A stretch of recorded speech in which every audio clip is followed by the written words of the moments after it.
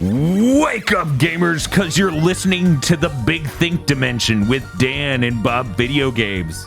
Bob, I have always had this mustache. Sure, I believe you. Chris Wolfhart. Vote for me for House Speaker. And Dr. Aggro. Yo, fuck that guy. Vote for me for House Speaker. Here on GigaBoots. How many speakers does a house need? 5.1. Oh. What's 0.1 of a speaker? You know, I think it's a subwoofer. Kevin McCarthy. Whoa. Oh my god. Anyways, hello everyone. Welcome to the first Big Thing Dimension of 2023. I hope you're all excited to be here, because I know I am. Billy Hatcher. No! Yes. I mean, that happened. Please enlighten me. Billy Hatcher is a game where Yuji Naka made the game, and the director of the game, Yuji Naka is the producer. He does that a lot. The director of the game is the director of Sonic 06. So recently, after Yuji Naka was indicted, the same day that was announced, the director was like, I really would like to make that game again now that it's clear I won't have to work with him. That's the vibes I got. Oh, fuck, that's a victory lap. That felt pretty good. I was like, sure, I want to see that. Somebody let that man make a Billy Hatcher without Yuji Naka. That sounds delightful. Hopefully Sega eventually goes, yeah, we'll make that mistake. Why not? Let's talk about it.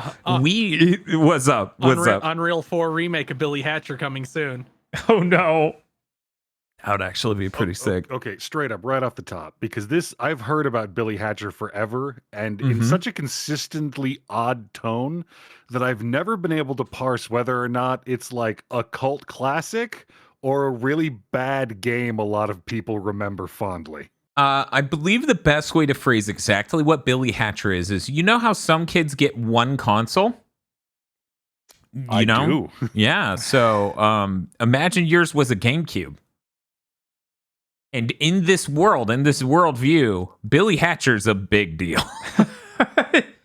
It's the only 3D platform to release after Mario Sunshine. Yeah.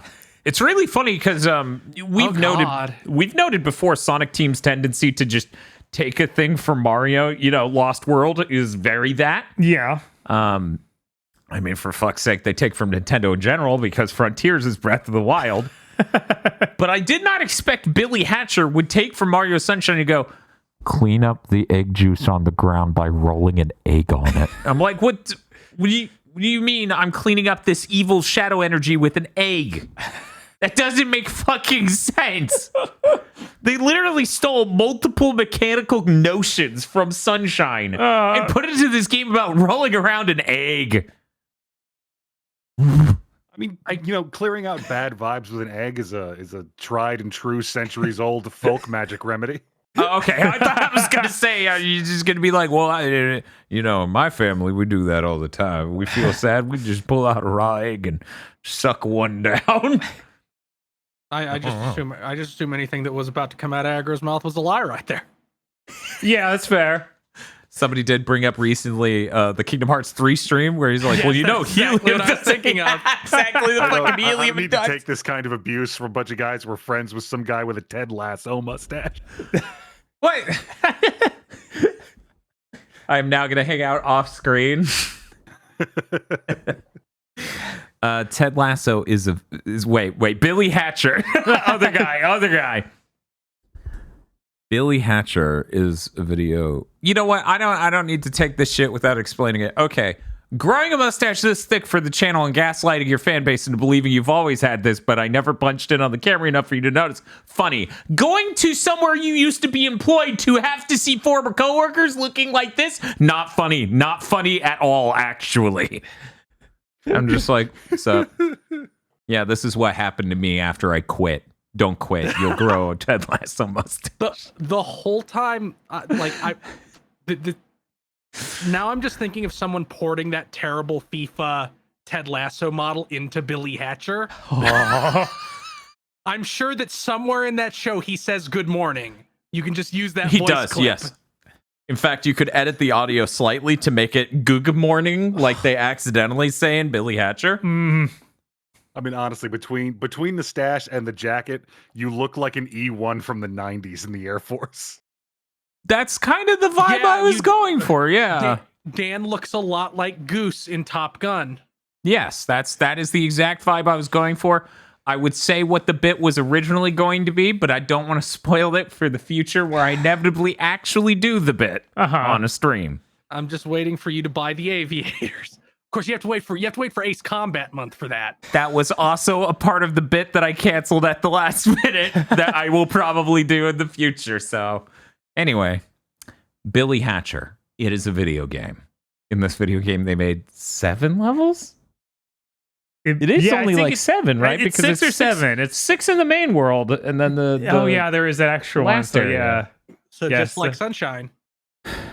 And they make you do a bunch of different routes of the level with different submissions. It's kind of like if Sonic Adventure 2 was a little unhinged, because you know how Sonic Adventure 2 has the extra emblems you can go back for, where it's like, get 100 rings, find this secret item. But that's now like mandatory, a part of the main playthrough because of how much currency they require for you to beat the game. Yeah, which has one of the craziest ones of those gates I've ever seen. My mouth fell open. Let me explain to Aggro. Okay, Aggro. So as I've tried to describe so far, this game has like 6 or so levels, and there are missions in those levels. You have to beat 2 of the missions to go on to the next level because you're freeing the Elder, who has been turned into a golden egg by evil crows. What was he before? A chicken. Ah, so we have an answer. Yes. So you get to the 6th world, and the beginning of the 3rd mission of the 6th world is like, hey, open the Rainbow Bridge, or whatever they called it, to get to this bad place where the bad guys are doing the bad thing. Bob plays through that mission, which is not the hardest mission of the game, but it is a hard mission for sure. Yes, it's definitely has a lot of things that they should not have in it. There aren't as many insane long blind jumps like there were in the one mission I did. But it just requires a lot from you. And you get all the way to the end of that, and this little chicken at the front of the door is just like, I don't know. I'm not sure that you're courageous enough. Maybe if you had 20 or 25 courage emblems, then I would say you're courageous enough to take this on. But the prophecy asked for someone with real courage, so I don't think you're ready. And then the mission doesn't end. You have to kill yourself. Wow. Yeah, it is the worst progress gate I've seen in any platformer ever. That is criminal. It was really funny because Calamity Carl, actually, the Calamity Carl on twitch.tv/the Calamity Carl, actually gave me a heads up on this, but did not explain that, yeah, that's just going to happen at the end of one of these levels. Yeah. So when we get there, I go, nah. Yeah, I'm just stunned. Like, well, there's got to be something I can do to at least make this level end, so I can go back to the. So I start doing things to the stage. It's like, yeah, no, there's nothing left to do. Yeah. You're just wasting your time. That is criminal. that wasn't a bad decision, bro. You made your game wrong. But yeah, Billy Hatcher, this is a game. I don't really have a lot to say about it mechanically, other than I wish it controlled better. I think the number one problem with it is engaging with its controls. Yeah, it feels terrible. It's like if somebody made Katamari wrong in a weird way. Like there's no joy of movement. No, the whole idea is pushing your egg around, but if you hit the slightly wrong direction while pushing your egg, Billy lets go of the egg and dies. Well, also if you don't hit a direction at all. Yes, that too. Say you're moving too fast, but you don't want to try to pull back or anything because then that would slow down too fast. If you let go of pushing the stick in a direction, Billy will just let go and watch as the egg rolls away. Which, if it's a gold egg, has an elder in it, and they will now die. Yeah, they will die in one hit. Billy will now watch as they die in one hit. Also, if you try and make a jump with your egg, and your egg lands on the ledge, the egg sits on the ledge, and not you. Yeah, so And if you that's do, most of the jumps in this game. they intentionally set up a lot of jumps where you're going up a ramp-like thing. Tell me if you've heard this before. So there's like a quarter pipe almost, and you go up it to land on a higher thing. The egg will land on it, and you won't. And you'll just drop back down. Now you have no egg, which means you have no mobility functions. You can't run anymore. Yeah, you can't even run without the What? Billy- you need to be pushing a heavy thing to go faster? Yes. Which weirdly enough comes up multiple times where it's just like, I wish I could catch up to that, but I don't have an egg. I wish I could catch up to this egg, but I don't have an egg. How was there not a Banjo-Kazooie crossover with this series? Probably I was dead because and in the ground by then. I was like, Nintendo was eating that shit over to Microsoft at this exact point in time. Yeah. Billy Hatcher's a game. Anyways, I may have privately insinuated that I will be racing a certain Calamity Carl at that game before the death of the universe. So Why would you ever do that? because So it's to be a fucking race funny. war then. Yes, that's what I DM'd At least- Carl. At least you're getting plenty of practice for the inevitable Glover stream. the fact Carl's in here is just like, no, Glover's like this, but way worse. And I'm just like, I don't remember it. I don't believe that. I don't believe that either. There's only one way to find out, but I can conceive that Glover feels shittier. it is an cannot N64 game. I think it's also on PlayStation. Because one of those dog shit companies is like, we're putting it through Bleem on Steam. Yeah, that's right. But I cannot conceive of it being more insane in structure and like you didn't land perfectly on the rail. You go through. Also, like, Glover is, structurally speaking, a collectathon. You know, I'm pretty sure it's not boot a level and then do different missions within that level. But I haven't played Glover in 24 years. Maybe 23. Let's go with 23. I haven't played Glover in 23 years, so who knows? Who knows? Really? Not me. I thought you guys did a Glover thing. Oh my god. Wait. I swear I've seen Glover. Maybe you just kept putting Glover in the big thing. Yeah, I think you did do that. Thumbnail. I think you put it in a big thing thumbnail because I don't think I've ever played Glover. I put Glover in a big thing thumbnail, but Agra, what you might be thinking of is one of our various New Year streams. Somebody might have booted Glover because I keep the flash card around with everything on it at some point. Anyway,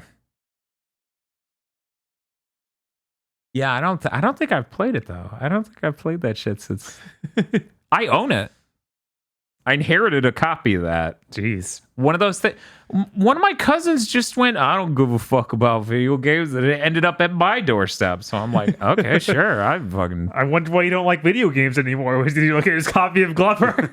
Now, I'm not trying to connect dots here, but I will say both Banjo-Kazooie and that copy of Glover came from my cousin. I will say that is just... The N64 collectathons gaslit them into believing they didn't like video games at all. Hey, Bob, did you want to say anything else about Billy Hatcher? Because frankly, I don't really. I don't hate it nearly as much as you. Yeah, I don't know. Like, I I think that the art is neat, and I like some of the character designs, but it is such a bad game. It's astounding how bad a platformer you can make when you just have the name Sonic Team. It just unlocks that extra level, right? Yes, it's just another thing in that notch in that belt of you made Sonic Adventure 2. What happened? Yeah, it is very bizarre how like so many. I have to assume it's just like Yuji Naka's evil specter over any of these games he's even remotely involved in, because they're all so similar. Like he didn't even directly contribute to Blinks, and yet it carries his dark power. Mhm. Yeah. I mean, Bob spent a good bit of that stream just being like, and Yuji didn't work on Blink. Yeah. No, he didn't. It's just early Sega brain rot is deep. Man.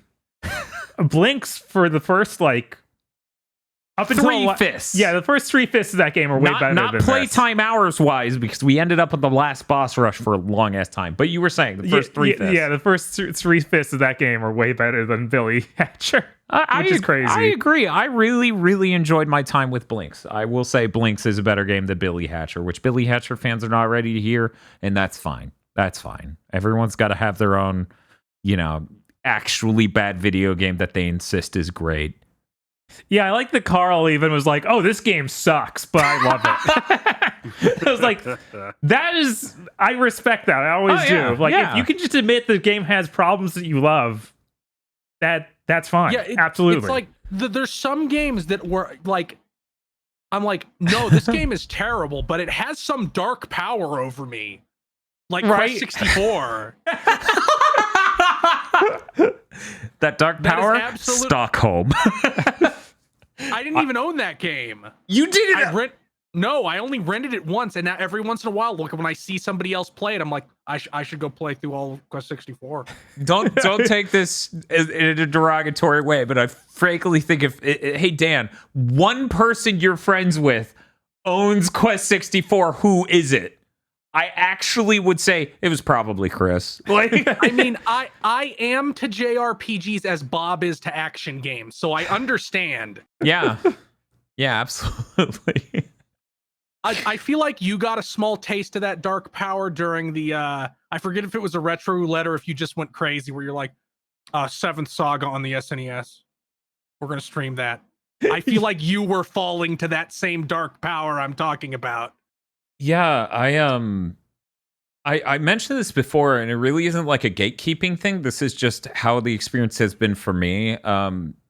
My family has been, and I mean like my grandfather, my brother, my family has been into RPGs since like Final Fantasy 1.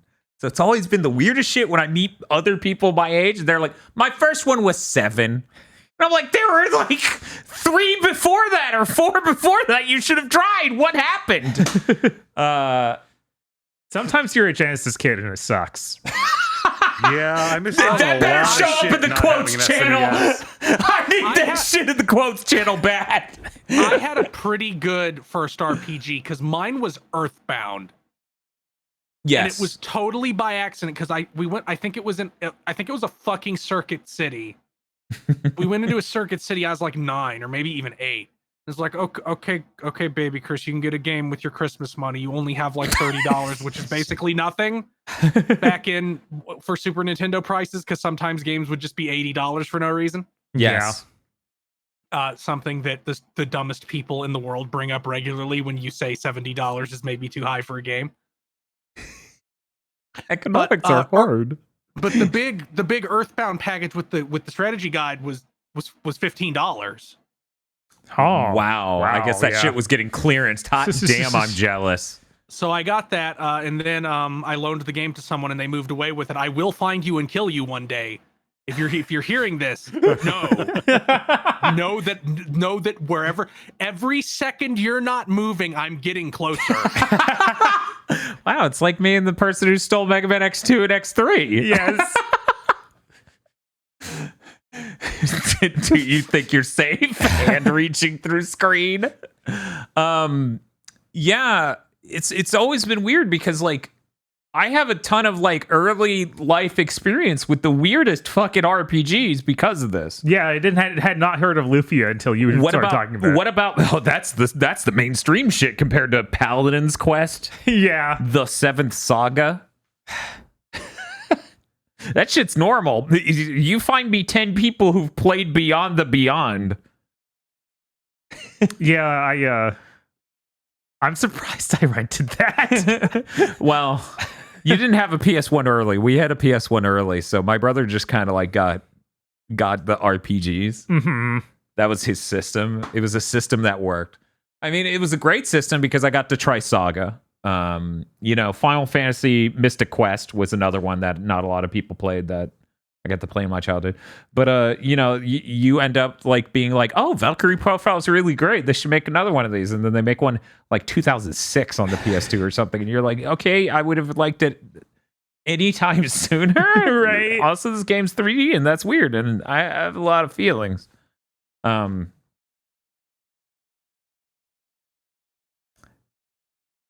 Contrary to what someone in chat is saying right now, Paladin's Quest #1 strength is very cool visually. Anyway, that's possibly its only good point.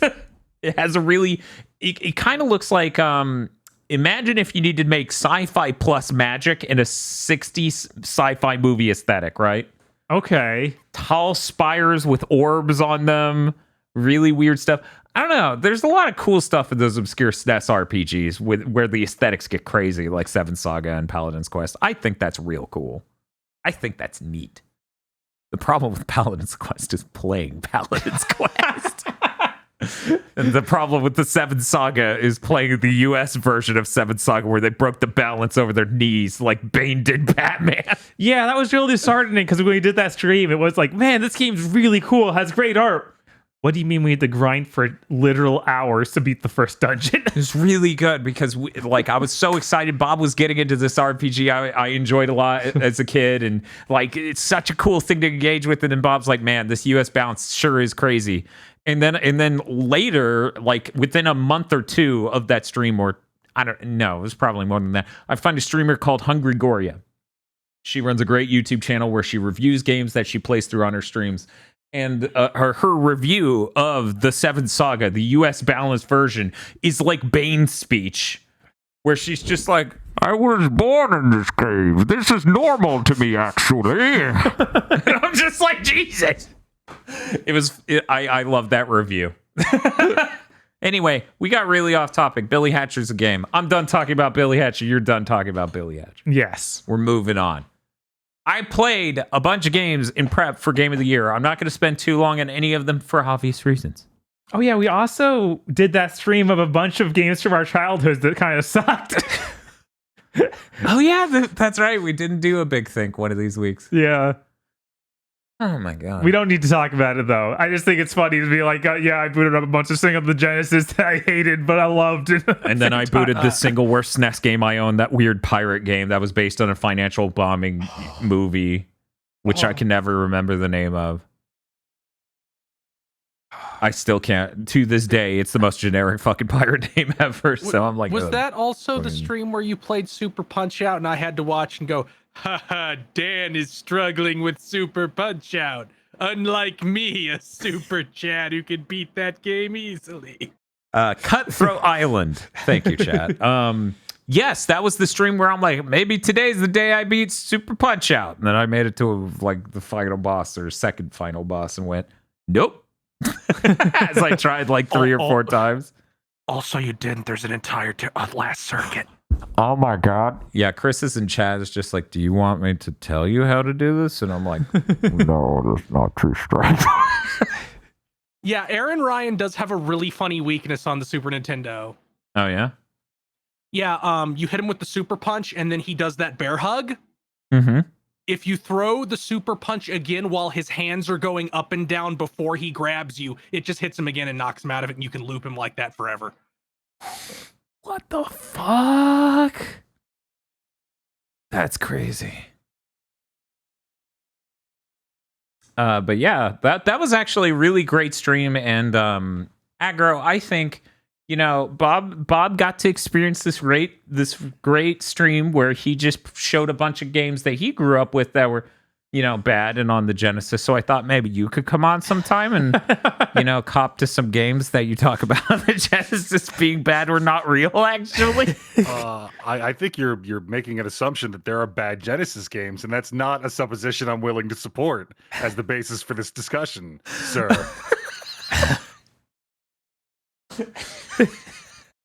I did not have an SNES. I didn't either, Aggro, not till like after the PS1 came out.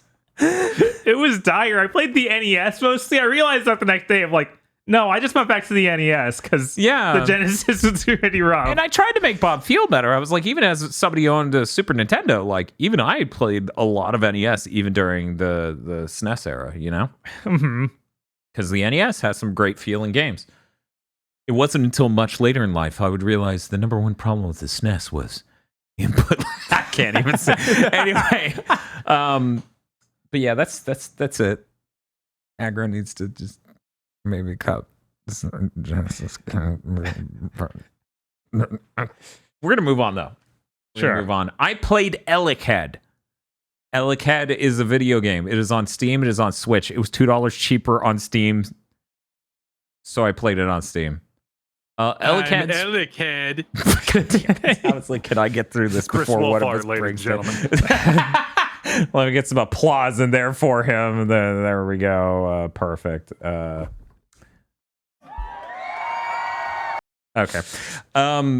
Ellicad.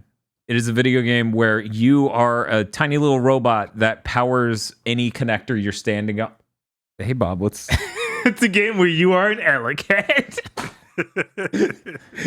You can only have writing that bad if you say it in the Truxton voice. Oh, man. It's a 2D platformer. Really simplistic, nice, cute visuals. It's a two-color aesthetic like a Game Boy, basically. Any platform you touch, your robot will power, which means you need to platform carefully as to not activate a gun aimed at your face, or a spike pit that shoots upward, or a platform that will move you into the ceiling. There's also various puzzles based around this, and the head part of this game comes in when you can tear your own head off and throw it to power things, and you're still the body part and run around separately. This game's pretty good. It's mostly frustrating when the last ability is locked behind some absolutely "are you fucking kidding me" tier bullshit. Like imagine the last ability in Symphony of the Night. Imagine the abilities in Symphony of the Night were super critical, and the last one was locked behind that shit you do to get an imaginary elevator to take you downward to get the jewel knuckle. That's how bad the last ability is to get in Ellicad. That game's really cute. I enjoyed it. It's nice, very puzzle-oriented platformer. Literally no combat in the whole game. Very enjoyable. Pretty recommendable. I'm going to move on. Bob, did you play any of Spark the Electric Jester 3? I played a little bit. I booted it up, and then I went back and played more Kamigwaza. Okay. But I played the first 3 levels or so and beat 2 bosses, I think. Spark the Electric Jester 3, I believe Chris played it earlier. Well, last year. Is that correct, Chris? I think Chris had to step away for a second. Okay. Spark the Electric Jester 3, for people who don't know, is a 3D Sonic-style game that is made by fans of Sonic. It has more combat-oriented stuff. There's a parry. And there are abilities and different movesets, even. You can buy a pretty cool scythe-based mode. Ooh. Where you do cool scythe combos and look different. It is a really cool game. I enjoyed it immensely. I really like the energy and earnesty that goes into a project like that, and I think it pulled it off really well. I paid $12.50 for it, and I think that was a fantastic price to pay for that game.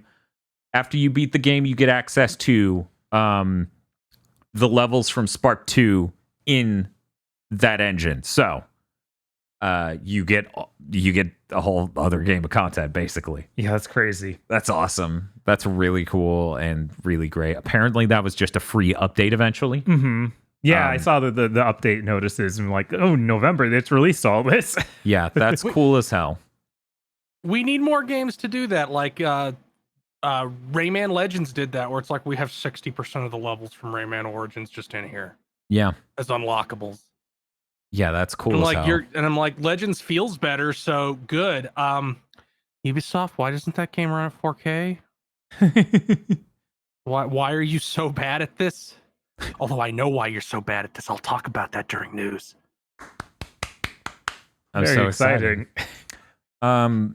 Yeah, Spark's awesome. I enjoyed my whole way through that. I need to play Spark 2 now. But Spark 3 was really, really enjoyable. I can very easily recommend that Sonic fan game. Now, if you notice in that sentence, the emphasis was on that Sonic fan game. This will be relevant. Keep that in mind for later. Keep that in mind for later. Put that in your bag, chat. Only playing a few levels, I was like, oh man, I can crouch on the rails and move faster. These levels are long and large. If you're going down and you crouch, you gain speed. Yeah, they're just all these little mechanic things like, man, Sonic. What are you doing? Uh-huh. Yeah. Yeah, no, it really was really cool. I did not realize I was going to enjoy the game this much. But I had a great time. I really want to play Spark 2 because, as I understand, plot-wise, combat mechanics-wise, very different game. Okay. Very different. So I'm really looking forward to that. I beat Freedom Planet 2.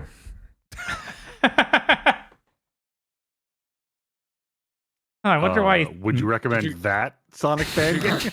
Did you get the real ending? I got an ending. I didn't look up the true ending or anything like that. And frankly, well, let me put it this way. Bob was like, hey, did you play any more Freedom Planet 2 after you beat the game? And I'm like, no, and that was never on the table. I don't enjoy... You don't have to do it twice to get the true ending. You just have to have done all the arena things and gotten all those prizes. Oh, I guess I did that before I stopped playing it last time, so I probably got the true ending just by an accident. Oh. If the final boss was something you had kind of already fought before, that was not the true ending. If it was a character you had already fought before, that was not the true ending. Okay, then I did not get the true ending. It's funny because in a lot of ways, Sparks the Electric Jester 3 and Freedom Planet 2 are very similar. They take a Sonic game and add a lot of combat emphasis to it, and their own sense of style that is moderately different than the original. But I just did not enjoy Freedom Planet 2's combat and how that would interweave with its fast gameplay. In Spark, it feels like they have very distinct water and oil type separation of moments that are combat and moments that are go fast. And it never feels like in Freedom Planet where you're going up a ramp and you're doing a cool fast and then 12 things jump you really fast. Yeah, Freedom Planet does, like, it almost doesn't feel like it's trying to be a Sonic game anymore at that point. Like, a lot less so than the first game. A lot of it feels like they give you the parry, and that's their excuse for doing things that are just complete nonsense to you. Well, it's like, yeah, if you knew, you just hit the parry button. It's like, well, there's a screen notification that's exclamation mark this big to be like, hey, some screen wide thing's gonna happen. Yep. You'll figure it out eventually. Mash parry. And like, yeah, it also feels like it honestly has... it feels like they want you to learn the combat system way more than is sensible. Like, not that game is very difficult, but it does feel weird where how people in my chat were like, no, you got to use the dive kick because it has these properties. And I'm like, that feels like too much. Yeah. Like when you look at a game like Streets of Rage 3 or 4 and it doesn't require that level of knowledge and it's a beat 'em up. I do like just how much shit is in Freedom Planet 2. Like, it feels like they don't recycle anything. It has like 45 bosses. It's kind of insane. Yeah, it has a lot of stuff. I feel like the levels themselves are a little bit less memorable than the first one, and that may be because it doesn't have a completely linear flow to the story. You know, it is like you hit these mission hub points, and then you get to choose the levels to go do. So there's a little bit less of a flow to it, but it has an unbelievable amount of stuff in it. I mean, Dan, I only really remember one part of Freedom Planet 1, and that was the fucking final boss with his instant kill knife. I was like, I'm just going to fly across the screen, and if you're in the way, you're dead. And it's even funnier because in Freedom Planet 1, your death animation is you exploding into feathers. So I just remember him being like... like a canary on the windshield. Yes. I don't know. Don't you remember the torture scene? It's a pretty memorable part of Freedom Planet 1. It is pretty memorable. They tear off her tendrils. It's messed up. Anyway, yeah, I don't know. I feel like in a lot of the ways Spark succeeds, Freedom Planet doesn't really land for me. This is a shame because as people know from my early coverage of 1, I was very optimistic on Freedom Planet 1. Mm-hmm. And then it was off in a number of ways. The most notable, the writing. And then Freedom Planet 2 quadruples down on that as it builds entire towns. Yeah, I was surprised by how many hub cities there were. There are a lot. And there's a lot of writing, and there's a lot of characters you can talk to, and I would argue most of it's not good. Did they ever solve the energy? Maybe Chris, you got the true ending. You can tell me. Did they ever solve the energy crisis from Freedom Planet 1? You know, the core plot of Freedom Planet 1 buried under 7 other threads. Did that happen? Well, wasn't that because the villain stole the fucking plot stone? I think they get that back at the end of that game. Or did they destroy it? I don't remember. I don't really think it matters. This is important to me. If they forgot it too, I'm not going to sweat too much about it.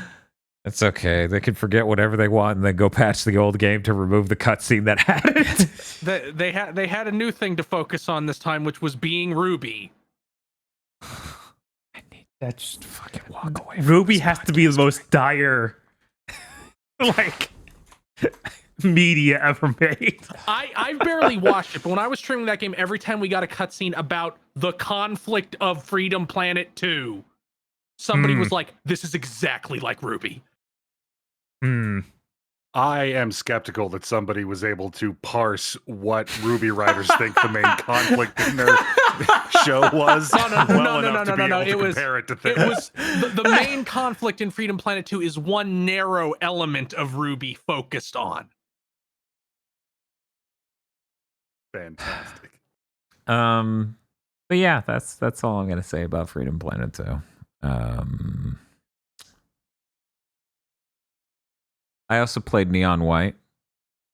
I beat 30 levels in that. Okay. Which I believe they're called missions. I'm not sure what the individual parts of each mission are called. But yeah, I got the top score on my Steam friends list for the first 30 I guess I'll have levels. to go change that soon. You have to friend me first. See, what I realized through Bob playing Neon White is that he's friends with you because of the Skullgirls tournament we did forever ago. Yeah, but I'm not actually friends with you. So I made sure to do this for 30 levels, then tweet about it, then talk about it on Big Thing, and then friend you and never talk about it again. Don't worry, we'll just both buy it on PS5, and then that's when the death battle will begin. Yeah, I can't tell you how much me getting first place and knowing there would be at least 3 to 5 notifications sent out every time I did it. Every time for every level. I was like, oh my God. That is easily worth the price of entry again. That feature on PS5 is fucking awesome. You bet your ass I want someone to be knee deep into a cutscene of God of War Ragnarok and just see boop, boop, boop, boop. Drive me fucking insane. That game is really good. For people who don't know, it's like if Mirror's Edge got the point of Mirror's Edge and leaned into that way heavier instead of becoming the exact opposite of what it needed to be. Is there any bigger, Mirror's Edge Catalyst might be one of the most just what did you do and why? It's a weird reboot, even though the first game ends on a cliffhanger. It wasn't that long after the first game, so it being a reboot just seems insane. Yeah, that was still within 5 years or something.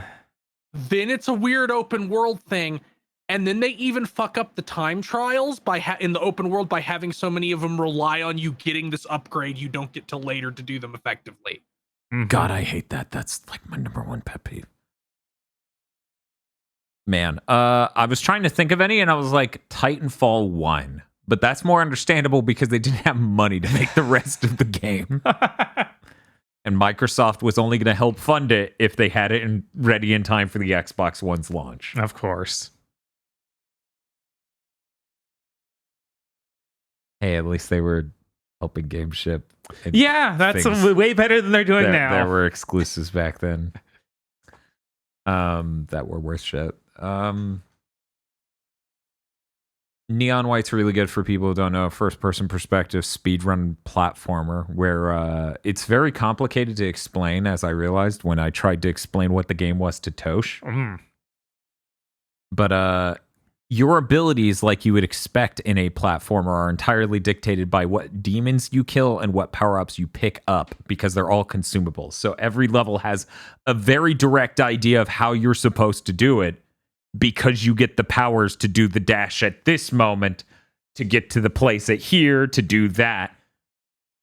So you're really just executing on this best version as far as you can innovate aside from that. You need to kill every demon in a level and hit the gem at the end. Then you're done. In between these awesome time trial missions is awesome visual novel stuff that I really enjoy. Tons and tons of talking, tons of giving presents to your friend who is a boy. Possibly even. But just enjoy a 6-pack with your bro. Yeah. As he eats food from a trash can. Yes. Talks about it. It's fine. It's great, actually. All right. Spicy food gives you diarrhea as you run off to the bathroom. Really delightful game. Super enjoyed that. Still enjoying that. And now for the last game of what I've played. God of War Ragnarok is a video game. God damn, does it have a lot of everything. Yes, it does. Yeah, it's dense. It's fucking you. Yep. You play God of War 2018, and I think one of the fairest criticisms of the game ever is like, it didn't have a lot of enemy types, and it was kind of limited in what it was doing. And Ragnarok feels like, fine, we'll do 5 times as much shit. Go fuck yourself. I'm like, Jesus Christ. They put so much into each and every moment. It is unreal. This isn't like there was a moment in playing this game. I'm like, this isn't what games do. What are you doing? You're acting like a completely linear action game experience with like Uncharted money put into moment after moment. But then you're also this giant open world, and these open world missions often end in highly scripted cutscenes like that, and have tons of world building and tons of dialogue. And it's crazy. It's crazy this game has this much. It's absolutely nuts. Those little open world segments are just so good for pointing out, yeah, it turns out open world wasn't the problem. Shitty mission design was. Oops. They flesh out every character so much more too. It's incredible. They really took every character from 2018 and just added more and more layers to them as a complex character in this story. I'm like, damn. And then also every additional character that is introduced firstly in this one is so good. The performances are great. Everything about them is great. For the record, I am 16 hours in. Like 15 and a half, so I am enjoying the hell out of that. Good goddamn. Motherfucking Sony really be over here making games that it seems like literally no one else can. Yeah. And as I sit here, and I've read a couple of people just being super cynical, like, Sony wants to make hyper-realistic sad dad games. I'm like, motherfucker, only one person in the game industry has made a sea horse. A mermaid horse. And it's fucking Sony Santa Monica. Like, look at this thing. We have a whole scripted sequence of it diving underwater. It grows its algae out of the horses. Fucking, it was insane. And I was just like, this fucking rules. It's so weird to like hear all the weird stereotypes people have for Sony games. And then play God of War Ragnarok, which is like the most video game imaginable. Yeah. Or it's like you're Tekken juggling lizard men with your axe and blades and summoning ghost dogs to kill them. And like and since you have a mirror from the start, like every story is some really goofy thing. Yes. Also Ratatosker is like amazing. The squirrel thing. Oh yes, that thing. That thing started crawling all over Kratos, and I was like, "Oh my god, is that Pro ZD just doing an impersonation of Q?" That was the moment. Yeah. Oh god, it is great. And I started losing it. I was like, there's no way he's just impersonating Q right now. Delightful. Absolutely unreal that we get a video game with a squirrel that looks this crazy. I love this. This is so much better than 2018 in this sense. That you get these awesome, amazing creatures. Like 2018 is like, yo, the fucking the world snake or whatever. Yeah, it's the world snake's super impressive. But there's not much it's really else. impressive. But then you know, this game, instead of being like, ooh, dark elves and world snake, it's just like, check out this fucking 2 foot tall squirrel person that is too eloquent and he's just crawling all over Kratos. And I'm like, I fucking love this. Can you do more of this? Thank you. I need Sony to do more of this. I hope whatever that fucking thing London studio is making is shit like this is showing up. Like we get cool fake creatures. Yeah, that was the exciting part of that Studio London thing. Was like, yeah, it's modern day, but it's like with the fantasy creatures. Yeah. And I was like, okay, sure. Yeah. I'm hoping because this was the coolest. Yes, this was the coolest thing I think I've seen it. Like I love Spider-Man, the Marvel's Spider-Man. What other Spider-Man is there? I love Denny's French-tastic slam. But I'm not going to get mythical creatures there. I'm not going to get to see, seafaring horses in Marvel's Spider-Man. This was fantastic.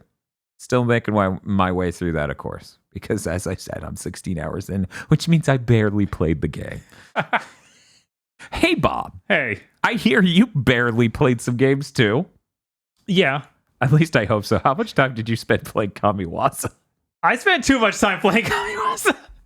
I was basically all I did yesterday. Let's introduce chat the concept of Kamigwaza for a reason. It's Kamigwaza, Way of the Thief. This is a game made by Acquire back in the days of Way of the Samurai and Shinobi Do. Yeah. But it never came to the States before. Yeah.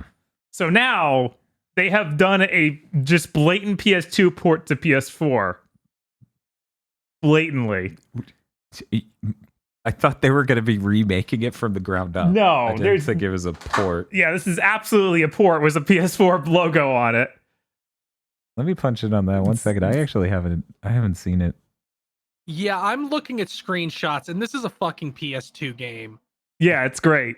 I'm gonna put a screenshot, and you can just zoom in on this motherfucker's fingers and see that this is a PS2 game. Yeah, there's. Let me get over there and get that picture real quick. Should have put him in the thumbnail. Oh, right. Yeah, I should have put him in the thumbnail. Yeah, he makes really good faces too. Like surprisingly, because he is a PS2 character. Yes, he is. I am baffled as to why they have not done this to Shinobi Do. That still has not seen a US release. Yeah, that's fucking weird because Shinobi Do 2 did on the Vita. Right. Yeah, that's a PS2 game, my man. Yeah. How much did you pay for that PS2 game? It is $40 retail. I got it on sale. I think it was $25 or so from Gamefly. Thank you to whoever tweeted that at me. Yeah, I think that was Comet Evan. I think it was. The Comet Evan's the one who's aware that we sadly care about Kamigwaza. So this is very much made in the spirit of like Way of the Samurai. So you are a thief in like feudal Japan, just trying to get by, and you're like a noble thief, so you do not kill people. Yeah, 1 second. Didn't they call this like Kamigwaza Way of the Thief or something? Yes, that's the full title. Anyway, continue. Yeah, they should have given it a good name. Yeah, that would have helped. Yeah. Same with Shinobi Do. Shinobi Do shouldn't have come over here called Shinobi Do. Probably not. But what are you gonna do?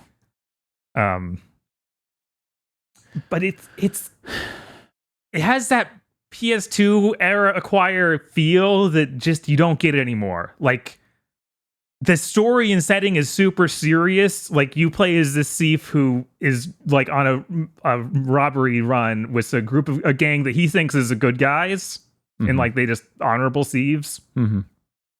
and they start killing everyone in the mansion. So he makes off with like a young girl that's there, and it's like has to raise her is his daughter thereafter, like because they kill her full family, right?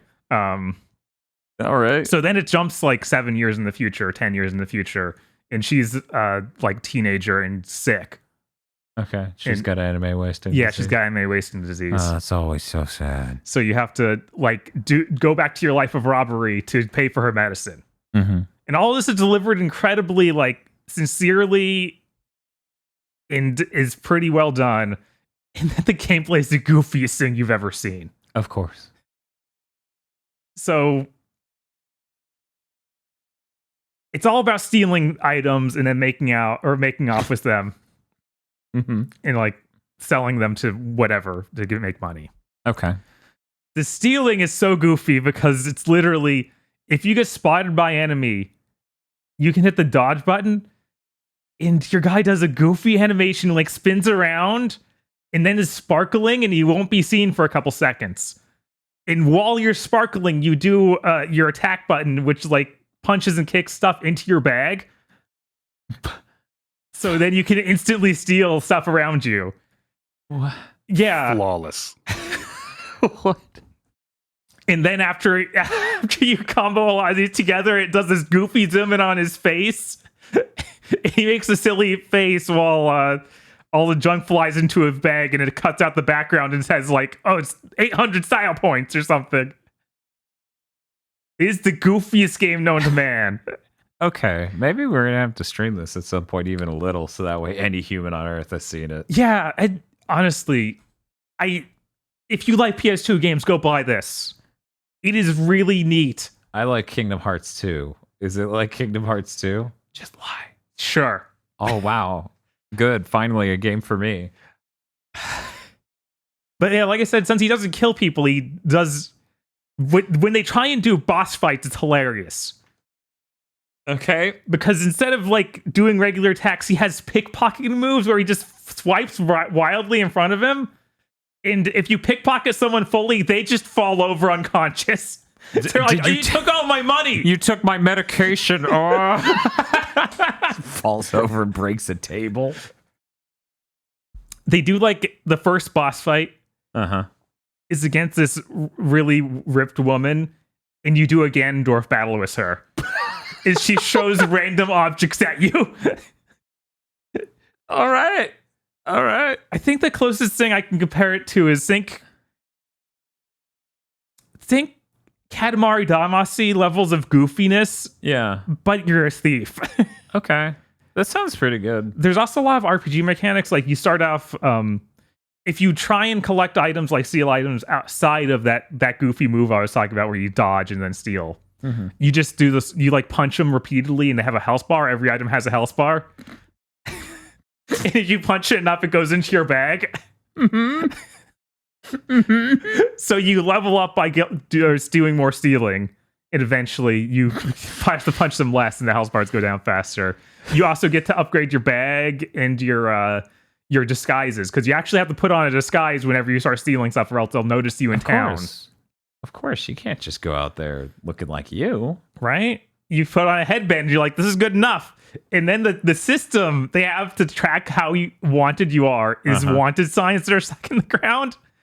And literally you look at those and they start off being insanely far from you, like goofy caricatures of you. Oh, I love shit like that. And then once it starts getting closer, it's like, well, this doesn't look anything like me, but they got the outfit right. And it's like this dude who looks literally nothing like you is like bloated version of the main character.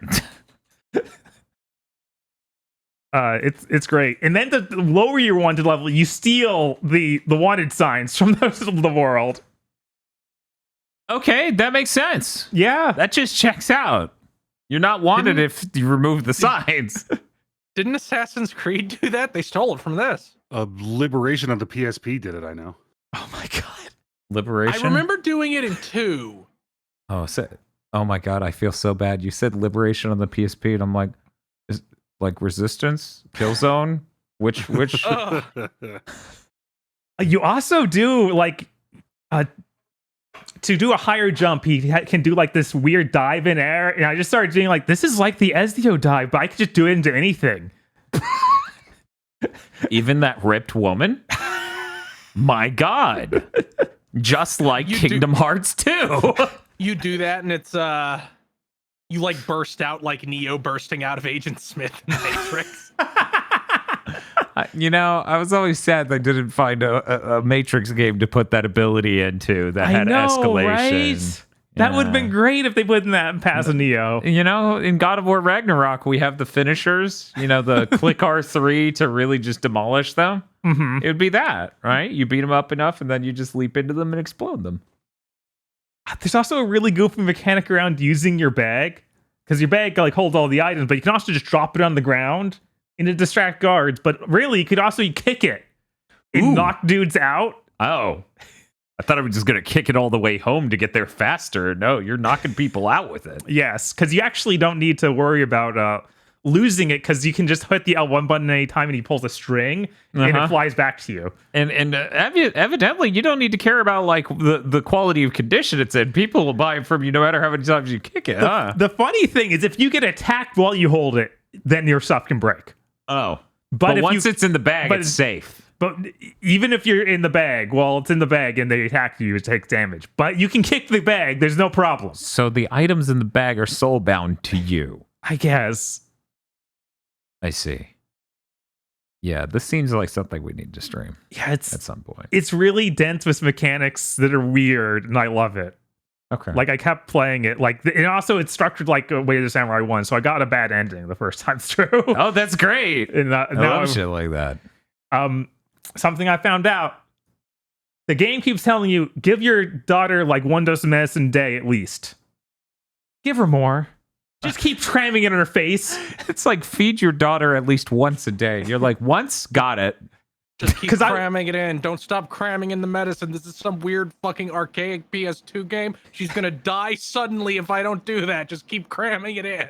Yes, it's because I was worried this was going to be like a game that spans like way too many days, like Way of Samurai 2 or 3. But it is not. It ended after like a week worth of days or so. Oh wow. And it's not the daytime system does not work like Way of the Samurai. God, I'm going to describe this against Way of the Samurai game no one has played on Earth. Let's pretend for a moment anyone has played Way of the Samurai. So in that, when you transition between different parts of the town, cool, time of day just changes. And this is just a constant clock. Like, it's constantly ticking at all times. So it's a 4D video game. Obviously. Just like Kingdom Hearts. Yeah, it's just like Kingdom Hearts 2. There we go. Having to cram your daughter full of medicine just makes me think of one of those completely nonsensical memes that you see and just laugh at, even though you know, where it's just it's Kaworu from Eva. Just sticking out his hand and says, "Let's take ibuprofen together." Yeah, it's that level. You're talking about giving your daughter all this medicine with a constantly running clock and going around stealing shit. This is oh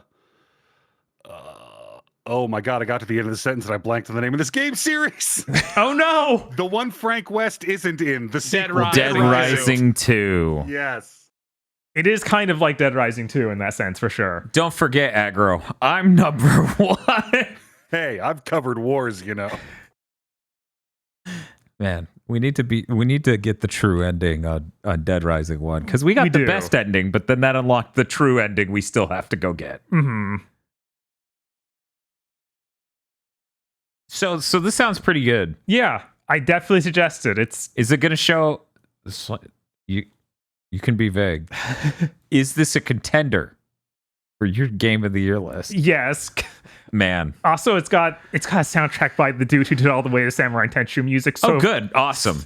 And it goes insane. Like, they just let him go wild on those guitars and stuff. It makes no sense. And it turns out they were too scared of the soundtrack to bring to America. And then the night theme, like, at night at all times, it plays this theme, which is really weird and literally has the mission start song from Devil May Cry 2 in it. Like, the weird whining noise they use. Yeah. And then it transitions into, like, fanciful Fantasia-like melodies. It's like, what is happening? it's just nighttime. I'm stealing some stuff at night. What's happening? Jesus. And the game also has mechanics of you can turn in stuff to your base where you just get paid for it, or you can take it to the people's box, they call it, in the like shanty town, and give it to the people. For the people. Yeah, and then you have a meter that goes up for how your reputation in the town is. Everyone in the town's like, we're tired of these Vienna sausages. And you're like, I did it for you, the people. No.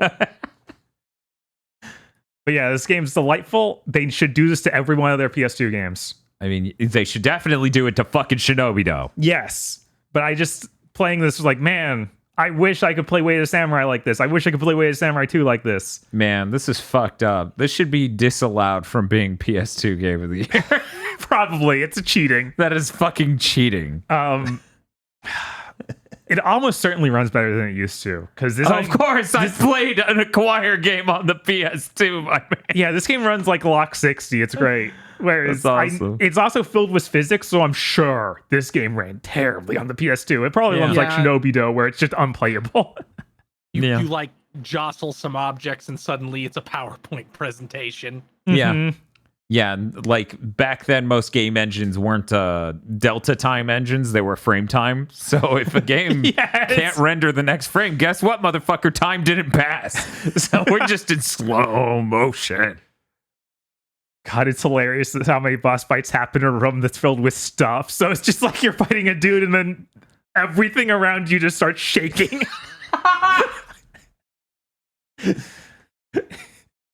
The tea kettle's going between 2 points in space. That's really good. I constantly think about, we're trying to solve ray tracing and lighting, but we haven't figured out collision and hair. I know. That's insane. Man, if anything has ever proved the point of games are all himbos, this was it.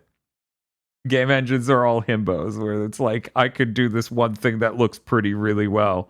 Can you do these basic things? God, no, I'm gonna cry. Yeah, don't ask me to figure out where this teapot is. What if I looked at it through a window? You better not. You better not, motherfucker. I had this weird thing with God of War. I know the TV you played it on. I don't know if Chris's TV can do 120 hertz. Mm-hmm. I'm playing it on the mine after yours, so yeah, I can. Okay. Yeah, that's right. The old one we have, which is the one Aggro currently has, is the only one we had that didn't have the 120 hertz. Okay. That game just like, I don't like playing at a 4K 440 is neat. Mm-hmm. But it just, when it has the higher frame rate, when it's running at like 80, 90, 100 frames per second, it just looks sharper because like fake pixels are on the screen for less time. Mm-hmm. So in a lot of ways, between that and the just motion blur your eye gets from lower refresh rates on a TV, it just looks sharper in the higher frame rate mode in a weird way. And I just keep switching it back and forth and be like, well, it looks really great in the 4K mode if I don't move.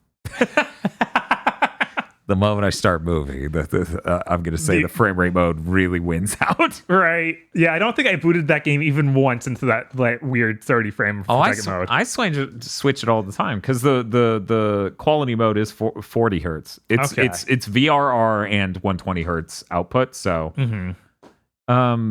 I thought it was really crazy though when I thought about it. I was like, in a single generation, we went from 1080p 60 as the output a console can do. Mm-hmm.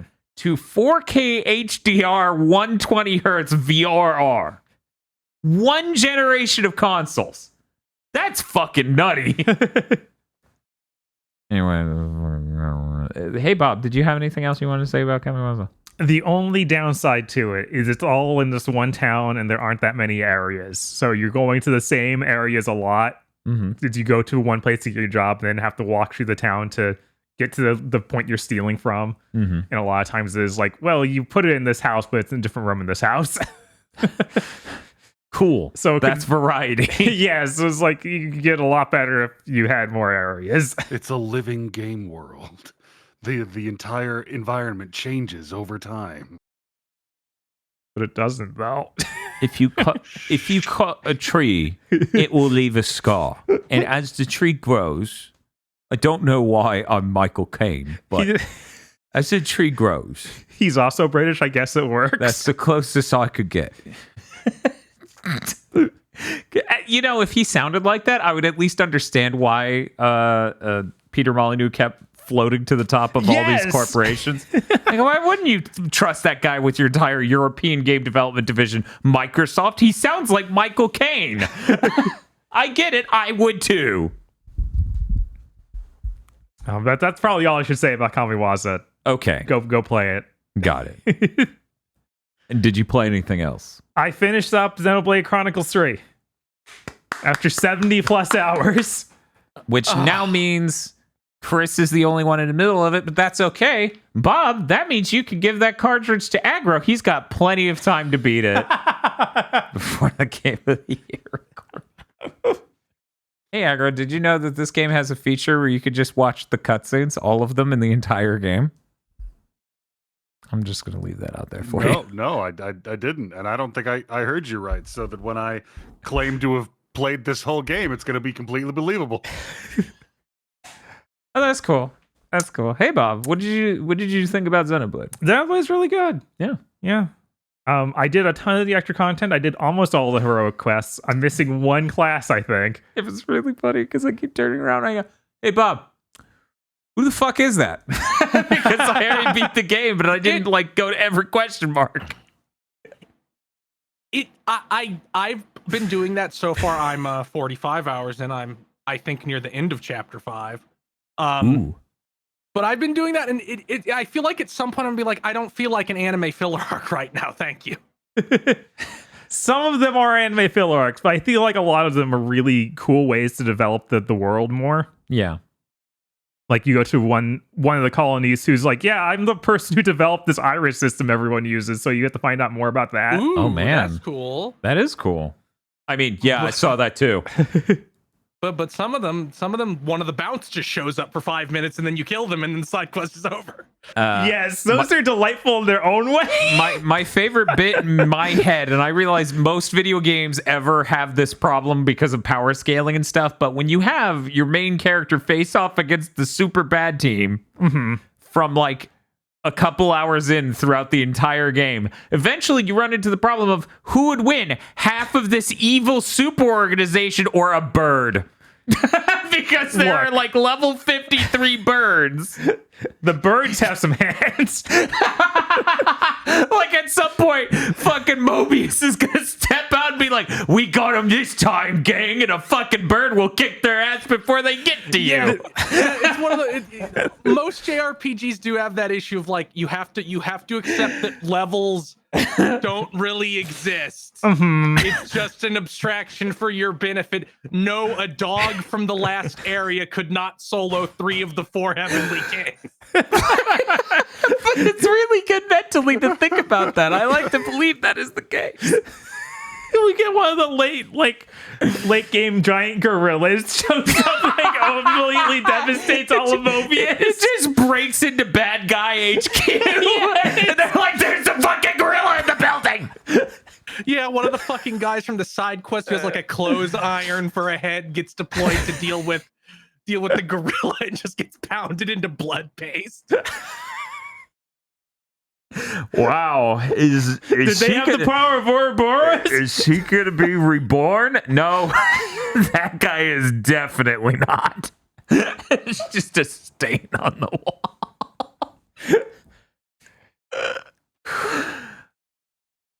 wall. Named OP dies anyway. Oh my god, one of the side quests where I found Mobius L. That was the funniest one in the whole game. I'm gonna have to do enough to see Mobius L.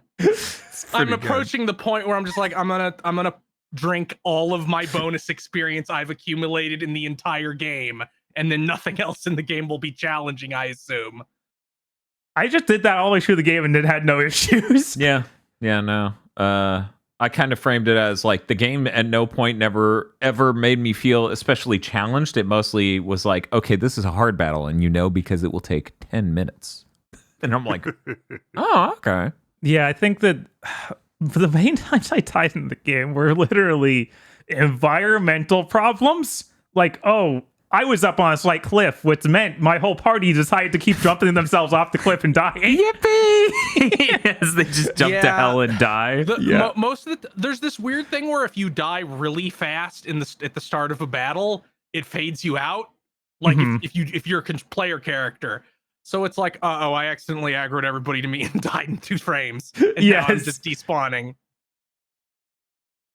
Yeah, for me, difficulty-wise, it really was just the final boss because I trusted the auto-equip system, and the auto-equip system said, yeah, man, you don't need those gems that give you hundreds of points of health.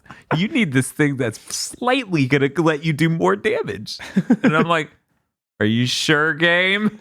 And the game's like, yeah, I got this, bud.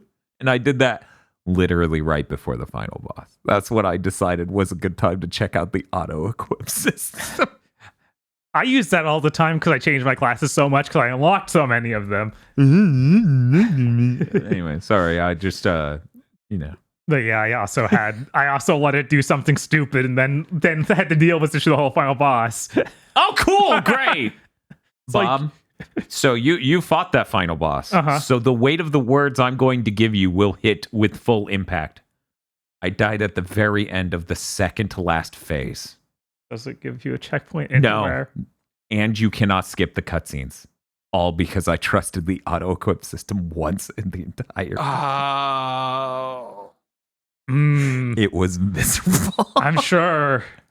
That is a long fucking... You find some busted ass shit if you explore a little bit. I found an accessory that it just goes, you deal double damage now. Ooh. Not explicitly, but it's like your fusion arts now all deal twice as much damage. Oh, so I know. It's basically doubled your damage. Yeah. Wow. Yeah, I don't think I found that, even as diligent as I was. Yeah. It is unbelievably funny to launch an enemy and then trap them in the frozen time of the chain attack. Yes. Yes. Especially when it's like the first person's course of action will be Senna. So that way we flip the enemy, it's spinning in air rapidly during the chain attack instead it just goes, yippee, as this thing is spinning at 400 miles an hour. I feel like Mythbusters would be like, it would die just for moving this fast. I sure wish they'd let you skip Ouroboros actions during chain attack, because it's like we made a 90-second long animation for this attack, and I'm like, those are really cool a couple times. Yeah, I found out really late. If you go into a chain attack and is there in the startup screen where it's zooming in all their eyes, you can hit the auto battle button and then walk away. I was gonna say, Chris, I don't know. I thought the animations were really cool. I like selecting them, going and getting a hot pocket out of the freezer. It's like 5 minutes straight. Yeah, and I'm like, yes, this is great because I killed them during it, and I see the experience boost number going more and more up. Mm-hmm. It is good. I hate that the game really does incentivize you hitting chain attack at the last possible frame. Yeah. So there were at least 3 times in the entire playthrough of the game I killed a boss and just sat there with full chain attack because I hit it a frame too late. Yeah, no, I had that happen a few times too. I was like, oh man, this is such a shame. I'm just, incredibly overpowered already. I really appreciate that the story in these Xenoblade games is so PS1 feeling. Yes. Like there's just that arcane energy. It's hard to even put into words. It's called ripping off shonen battle manga. For me, it comes from cosmic horror and ennui, combined with constant dialogues about existential dread. That's the parts, for me, that make Xenoblade 3 feel like a PS1 JRPG. Yeah, and then it really hit home with this of like, well, there's a fucking point. See, in the late 90s, Evangelion and Revolutionary Girl Utena both came out. Right. And then the PS1 came out, and that explains why PS1 JRPGs are like that. Oh my god, Utena invented the PS1? It is really great to go back and watch a random anime from the era and just smell Ava on it. Yeah. Yeah. Very excited for that Razafon box set to show up. Please don't have ordered that. New stream goal. Razafon spoiler. Oh my god. Anyways, hey. The one downside I feel like it has to Xenoblade Chronicles 1. Uh-huh. The world of Xenoblade Chronicles 1 all feels very connected and like huge. Which I never felt like in 3. Really? I kind of agree because Xenoblade 3 specifically does this thing where it's like constantly breadcrumbing you. Mm-hmm. And Xenoblade 1 didn't do that fucking at all. Like there's enormous stretches of Xenoblade 1 where you don't get a cutscene. You're just running around. Yeah, and you're always like, because you're on the giant creature, you're always like know exactly where you are in the world and can see where you're going and what you want to do. But it feels so far. One of those feelings. Mm-hmm. Because you're the whole thing of Xenoblade you're totally 1. right. You're on top of this giant creature. You're now like on his hand. Now you're on his kneecap. Now you're on his shoulder blade. And it's like a world that feels super connected like that. Yeah. And that's always a huge thing to me. Mm-hmm. It's this is one of those things where I think that maybe less tech power maybe helped, because all the areas in Xenoblade 1 are separated by a loading gate. Mm-hmm. And there's loading gates in 3 too, but there's fewer, so you'll have what would be multiple Xenoblade areas like connected. Mm-hmm. And that makes it feel weirdly smaller to me. Like I can't imagine there was some space between these two biomes. You just go down like a hallway almost of mountainous valley, and then you're in another biome. Mm-hmm. Yeah, I get it. And there's not any moments like in Xenoblade 1 where you just find a castle full of lizard men.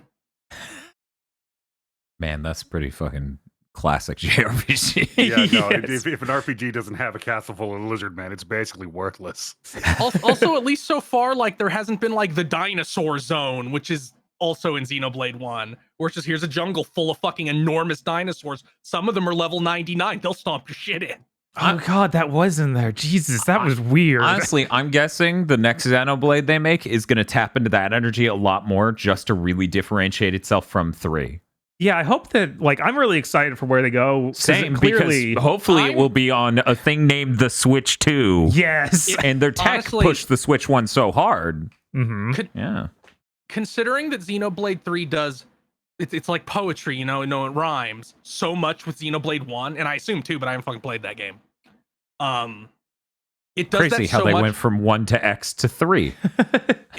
I wouldn't be surprised if the next game is Xeno something else. Mm-hmm. I hope that they get to do that. I want them to differentiate it. Mm-hmm. I was thinking like my ideal Xenoblade game Uh-huh. would be you have the world exploration stuff like of Breath of the Wild, like that level of movement ability Uh-huh. in turn-based combat. Like you made the perfect mean, video game.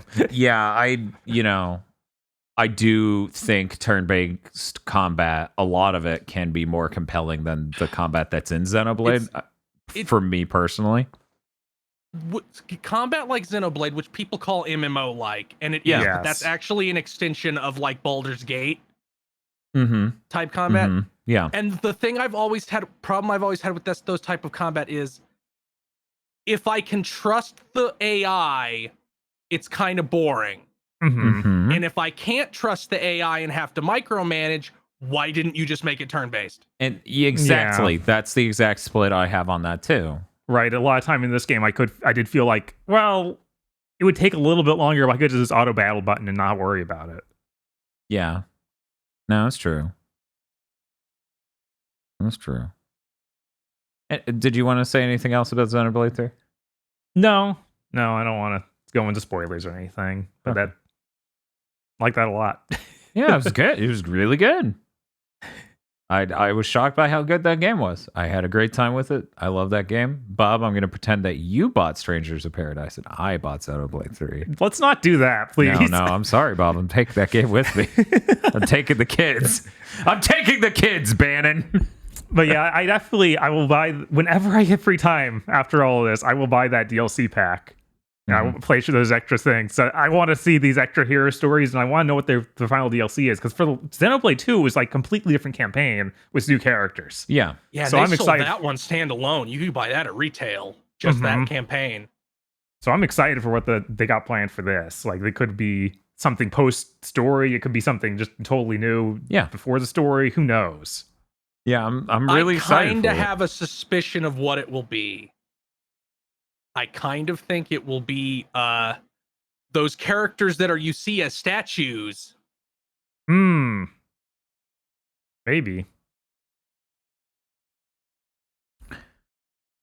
Is that the last game you played?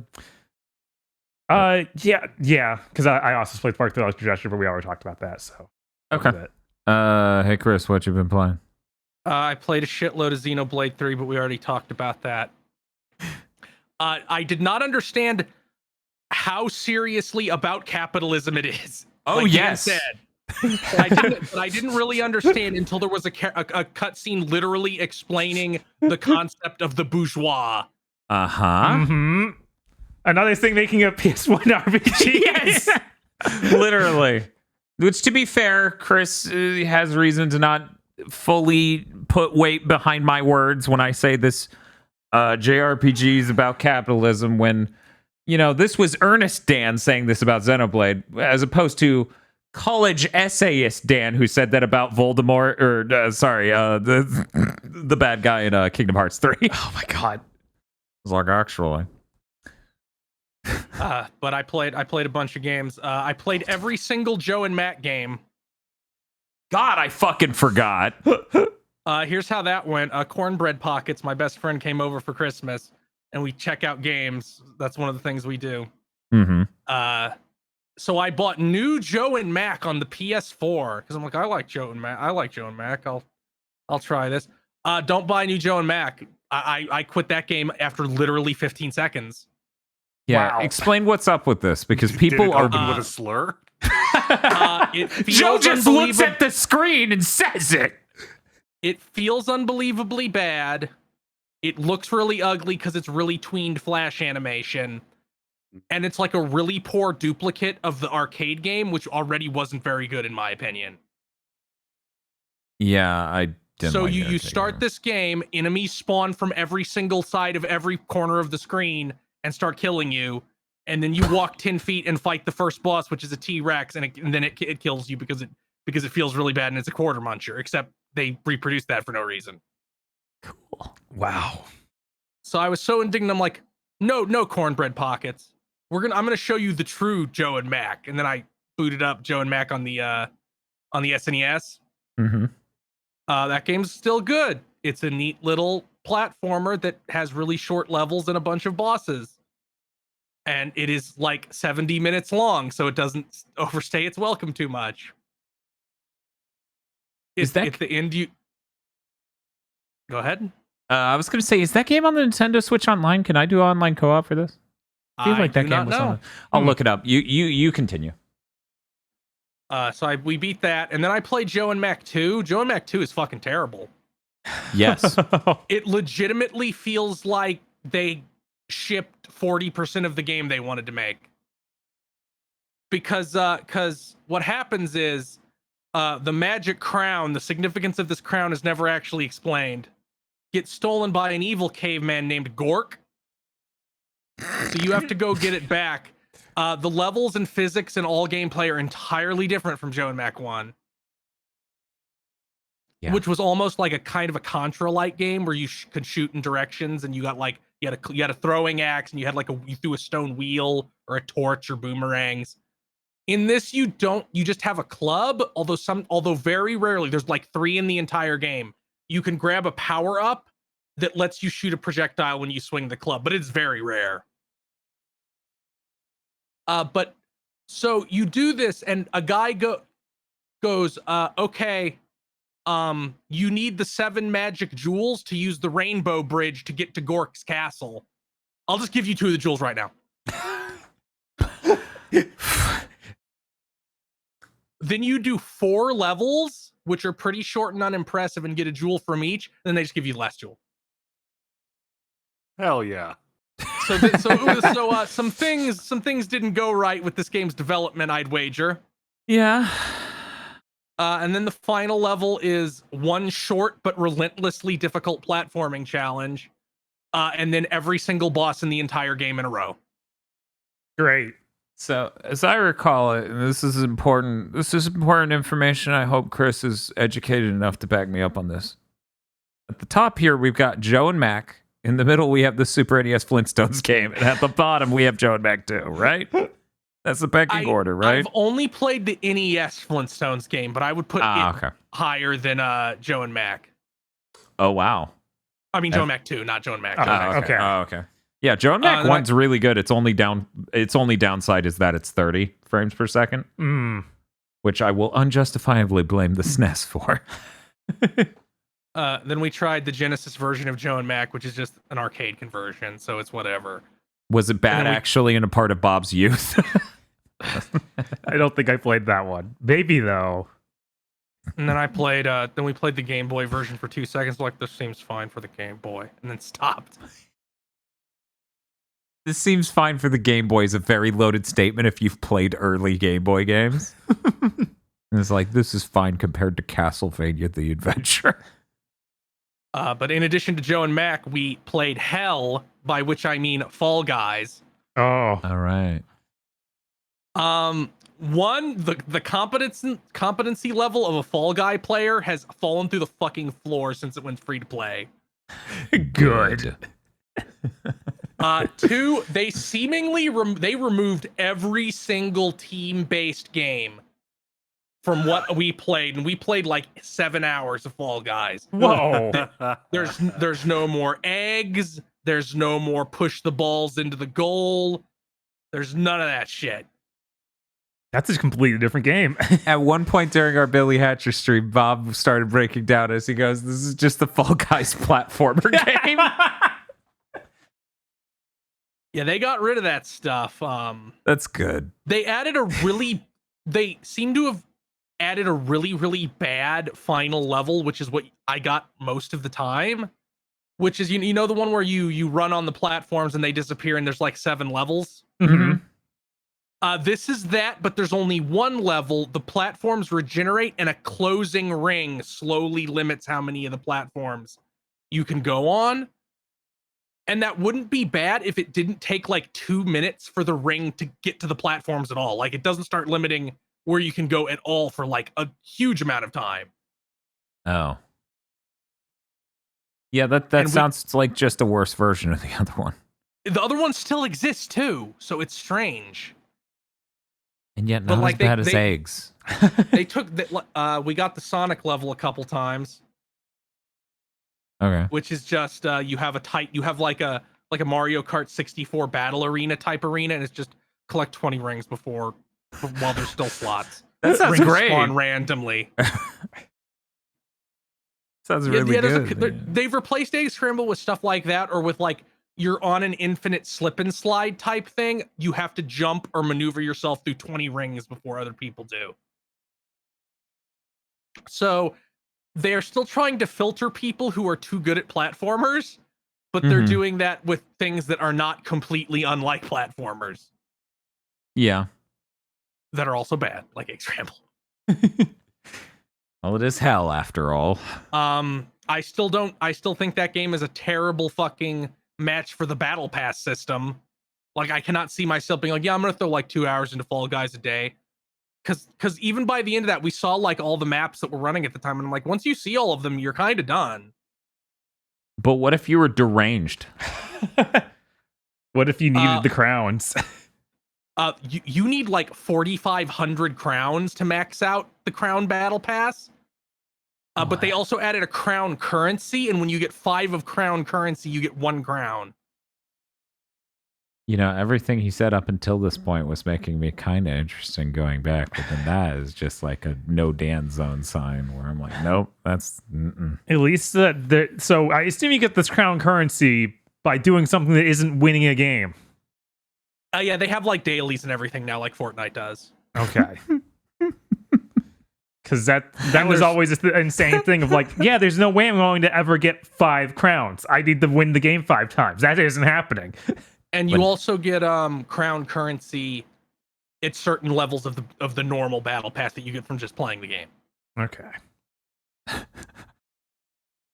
So I don't know, maybe check out Fall Guys again if you hated those games and that's why you dropped it. Did you play anything else? Yes, I played Chop Goblins.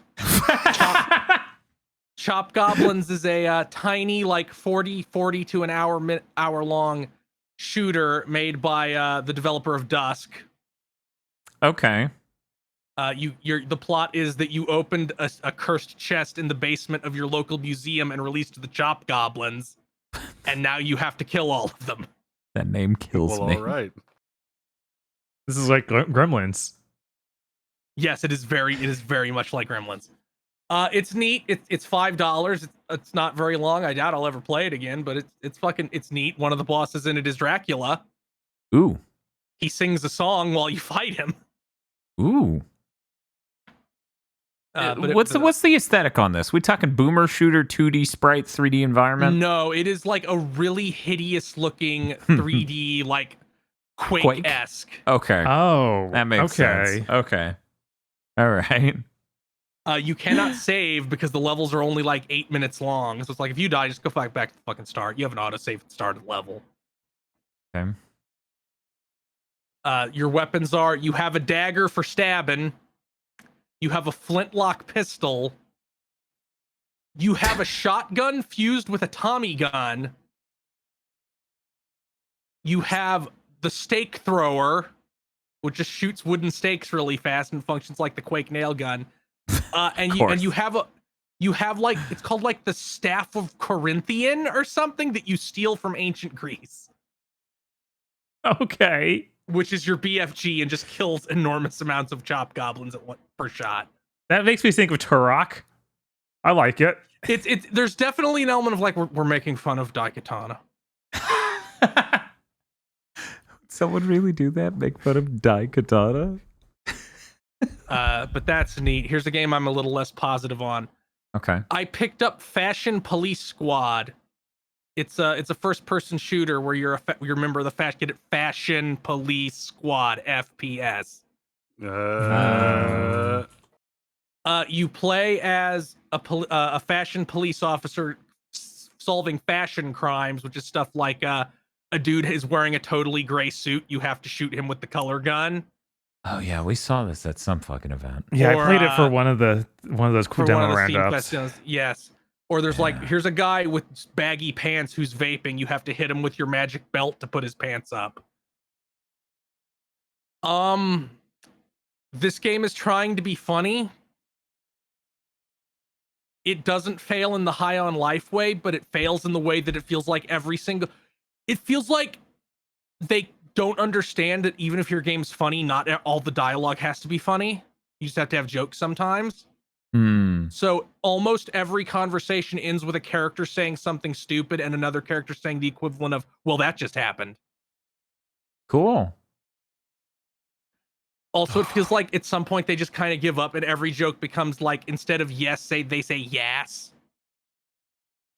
Great. Like it's not great humor, as evidenced by the fact like the opening has a JoJo meme in it where they redrew Jotaro walking towards Dio in the opening cutscene. No, it's just him walking to his car. It's not funny at all. Oh, come on. It's just you know what that is, right? Every game that does this legally should have to have Chris saying it in that tone, but quieter, play over the cutscene. You got it? You got the reference? The problem with this game, the big problem I have with it is that it's DMC the DMC, but for first-person shooters. That is some fucking repugnant shit you just said. You have infinite ammo for every weapon, and every enemy has one solution. Oh. You have to shoot the dull suit guys with the color gun. Yeah, you're tight matching every shot to do any damage. You have to use its alt fire, which siphons color from the guys who wear really loud crop tops. you have to use the tailoring gun on guys with oversized suits. You have to use the clothing grenade and then shoot the guys who have too small suits. There are tourists who are wearing socks with sandals, and you have to throw sock gnomes at them to steal their socks.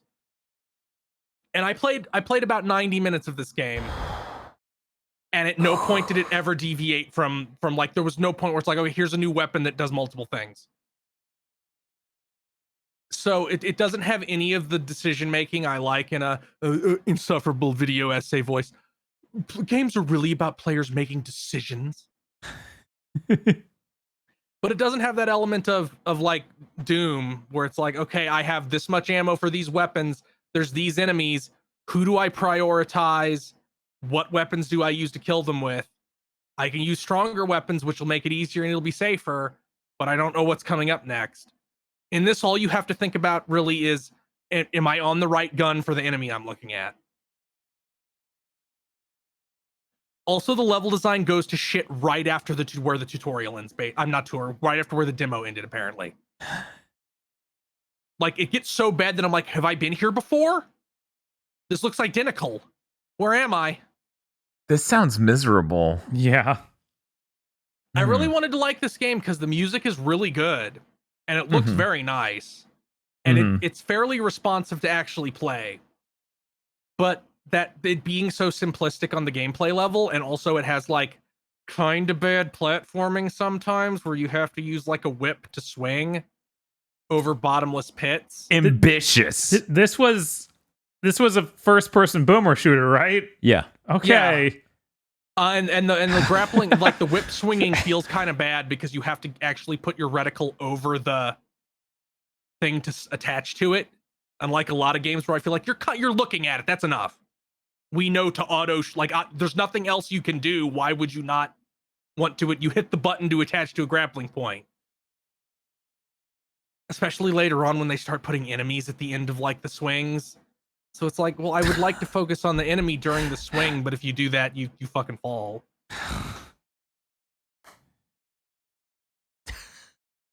I like that every secret, since they can't have like ammo or secret weapons, every secret is a poster on the wall that is a drawing of the protagonist wearing a hideous outfit.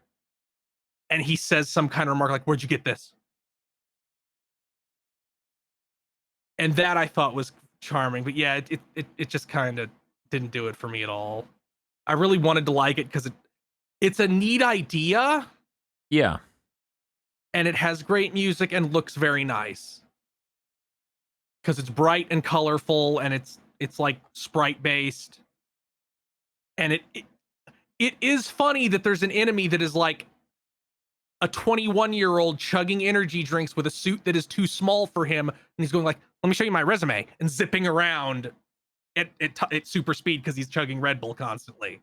I think that's neat, but yeah, it just didn't do it for me. And like, that writing was just so insipid. It honestly, it reminded me of Hell Yeah, Wrath of the Dead Rabbit, which is my go-to for like, we're trying to be funny but aren't funny at all. Hell yeah, stream win, Dan. What the fuck is this? I didn't deserve this. That was brought over by Nipponichi, right? And is just a game no one thinks about ever. I don't think so. I can't remember when this game was. I'm trying to. It's a French game. Oh, is and it? Sega published it. What? But it is very obviously trying to ape like Disgaea's aesthetic and tone.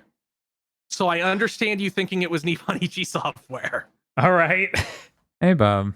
I have confirmed something over here. What's that? As you can see on the screen right here, I own that game and have never booted it. It's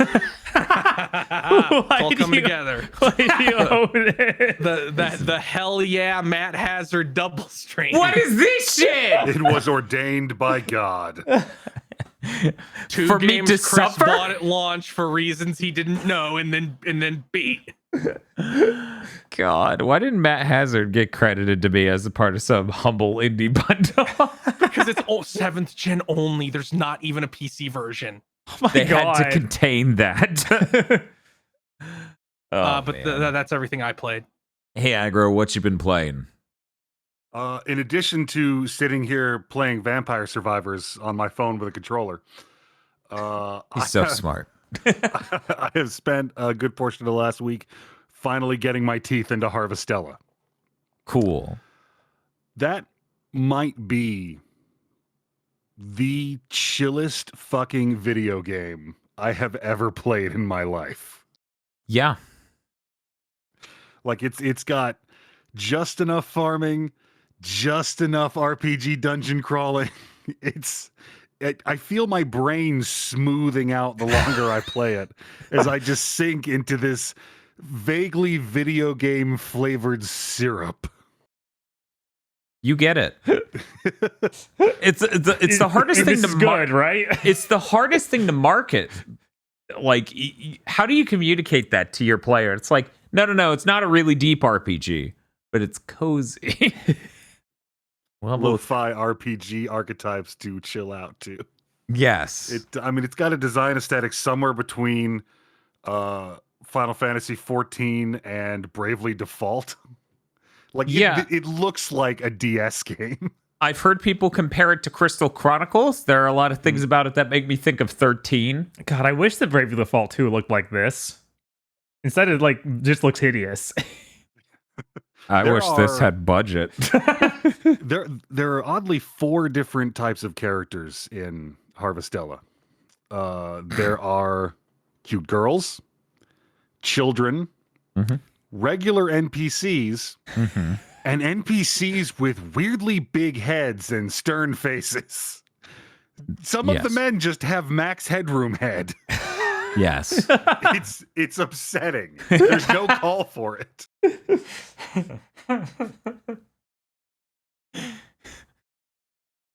But honestly, on the RPG side and on the farming side, it's a little deceptive. Like you're going to spend the first 10 hours of this game going, okay, there's not a lot of meat on this bone, and then like 15 hours later, like where did all these systems come from? So there are large rocks on your farm, and they hide your ability in the large rocks behind some stuff story-wise.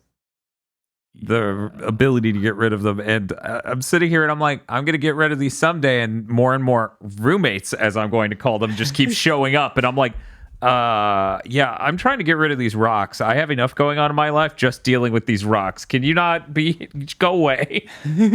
Yeah, I think I need to collect all of them before I'll be able to. This game showed me so many goddamn bombable walls before it let me make bombs, because I had to go do a specific thing that I wasn't going to go do because I was just, farming and doing side quests with village children for days and days and days. And then I walk into the second dungeon. It's like, oh, here's the bomb recipe. You bitch.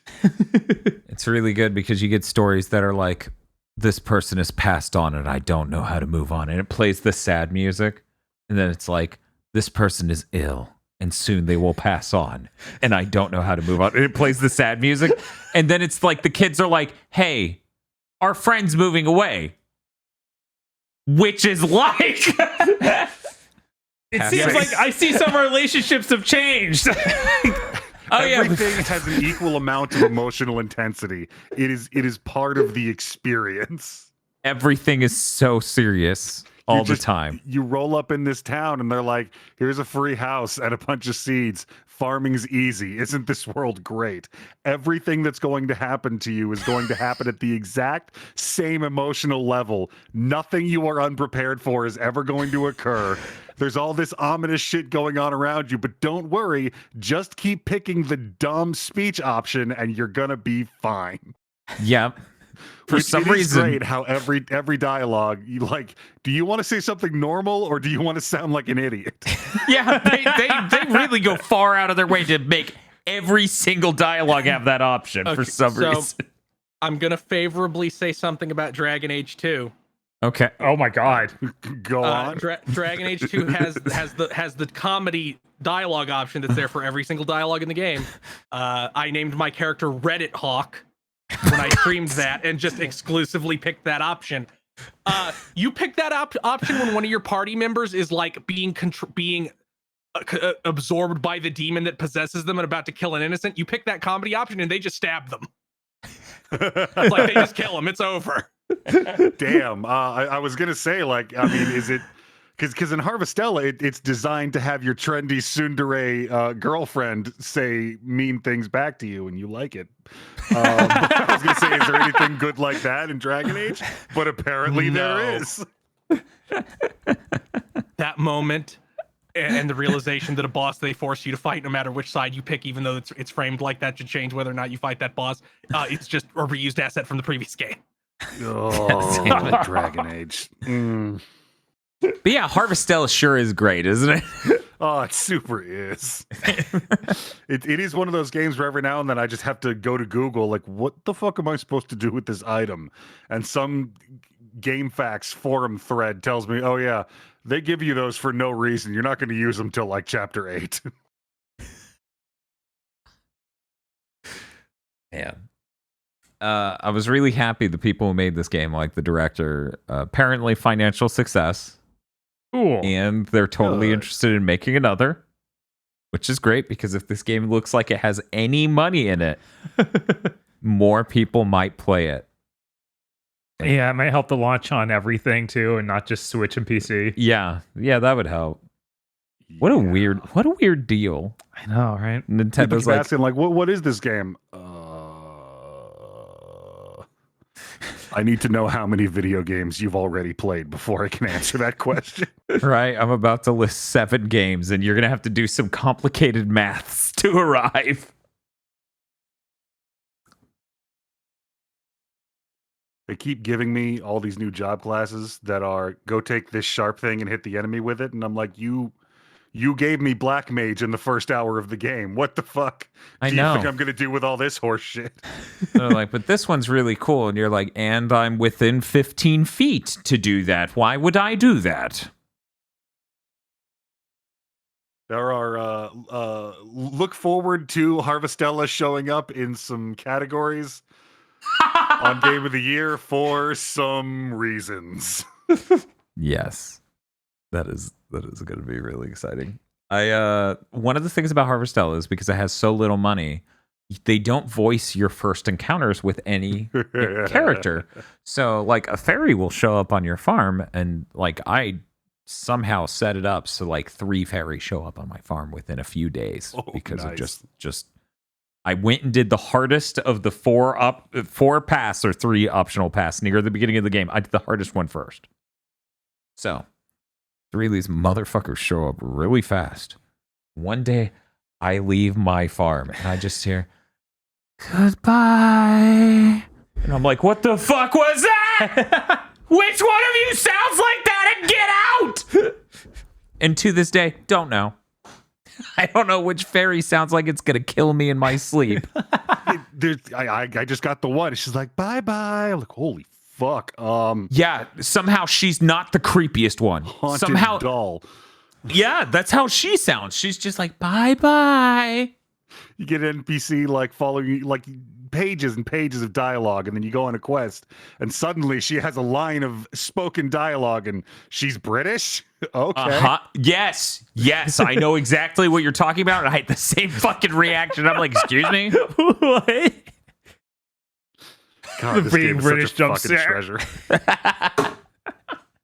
Yeah, that's a literal British jump scare right there. Yeah, it was a good game. Did you have anything else you wanted to say about it? Or?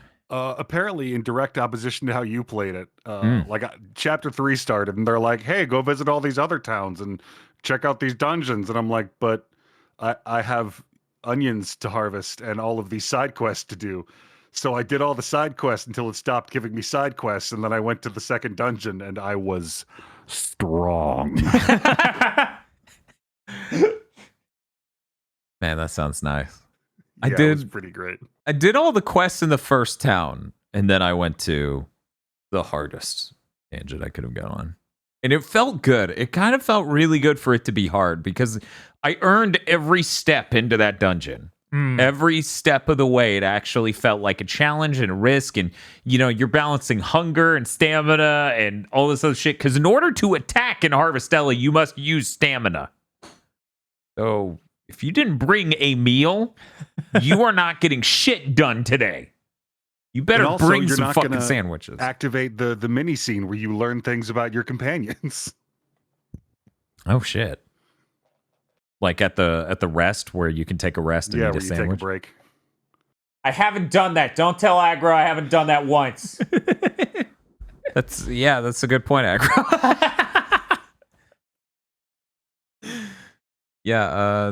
There's a whole I spent a huge chunk of my time doing that third fucking tangent with the summer seas light, I think it was. And I finished that whole fucking thing. And then I hear a voice for a character I met early on in that tangent. I'm just like, Jesus fucking what? Anyway, they should have added even $10 more to the budget. I don't know, I kind of dig it. It seems crazy that they don't have enough to get a voice line for when you first meet a character for each of them. Like, you don't need much more past that. You need like a few of them saying a comment that you can play for whenever they're talking. Yeah. Because that's what a ton of these cheaper JRPGs do. Of like, we got him saying, well. Yeah, and Also, I just have to point out for people like me who are annoyed by quirks of menus. So you've got a job system, right? Mm-hmm. Where you can equip up to 3 jobs you can switch between. There's a tab on your menu called jobs. Mm-hmm. It's not where you do that. No. You go to party. Select yourself. And hit details. Uh-huh.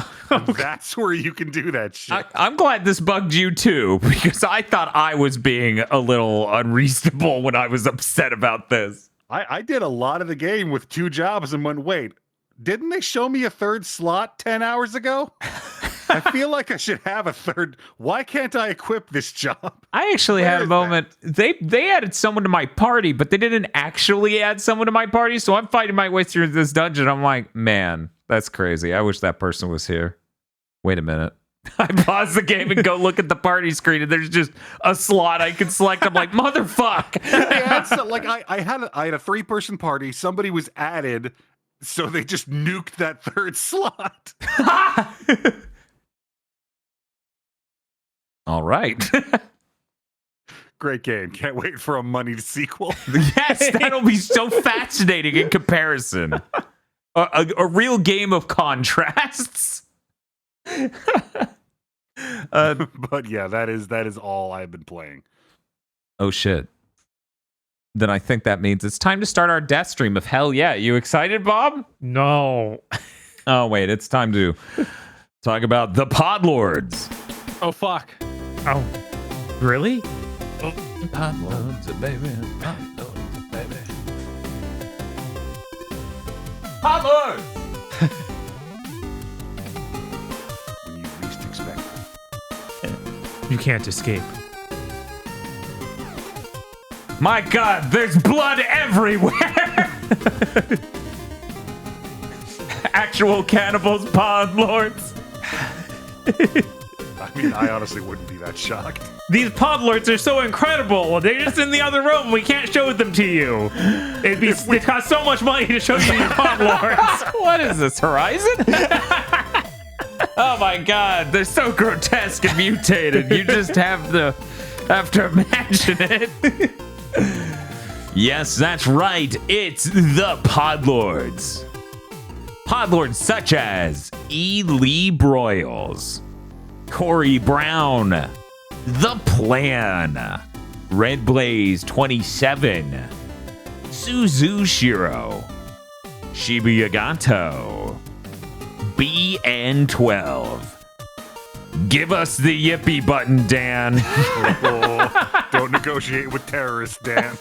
You all have a yippee button. We have a yippee button at home. You have a yippee button at home, chat. We went to Walmart. We got the yippee button. It's fine. 100 Fun Shades of Wonderful Remastered. WTF, Spider-Man. Mr. I Like Spam. Happy New Year's, BTD. Here's another year of many new plans by Gene Caria. God, I hate how easy it is to just post his smug face. Yep. It's so smug, it can go anywhere and feel self-satisfied. DFW 3K. So are these Potaru in the room with us now? Well, not anymore. It's the new year. Banished. Shiny Mew, Kristen, Kyle Bjork, Iron Aggro, Bligda Blue, Schligda's Poo, Monster Hunter Ryzen and Raiden. Happy New Year! Here's to minimal gaming news that makes us depressed. Apple Gothic got two. Wait a minute. Did these get swapped? Are these tied? Where's this? I don't know where that image went. Sorry, Apple Gothic. Apple Gothic got 2 new scarves and a shiny Delibird for Christmas. Ooh. Yeah, this image just got shuffled because this next one's not supposed to be. Okay, Podlords is an adventure this week. Here we go. Let's see if I can find a lot of week. Are you the? No, none of you are. No. Okay, let's. Where are we? How did they get shoved that far out of order? My gaze. Yeah, don't look. Don't spoil the Podlords. Okay, that's weird. I'm trying this again. Happy New Year. Here's some minimal gaming news that makes us depressed. Cooper Tank. Starting the new year. Yeah, no, that's just starting the new year off on a high note. The plan has deviated. Just for the record. A Microsoft game allegedly having its development rebooted is not news. Yeah, honestly, that is not at this point. That's not even news shaped. Because it's all according to the plan. Exactly. It's all Even according if the plan is horrible. Why is he the Joker? Is that how Jinkaria sounds in your head? Well, yeah. What am I going to do? Watch the Bound Arc? 2 parts milk, 1 part Mountain Dew. Not great. Indigo Sykes. Drive Typecast. Happy New Year, Gigaboy. Except Dr. Aggro. I have no idea. Why is dude? What do you do to this guy? I don't. I honestly don't know. Oh wait, I mean, maybe I'm you not gonna announced. say I didn't, but Do you not celebrate New Year's, Aggro? Do you not believe in it? Aggro only that celebrates old year. This might be some scrub from the Eastern Time Zone. Ah, that's true. Man, it's so good that I'm not the abrasive one anymore.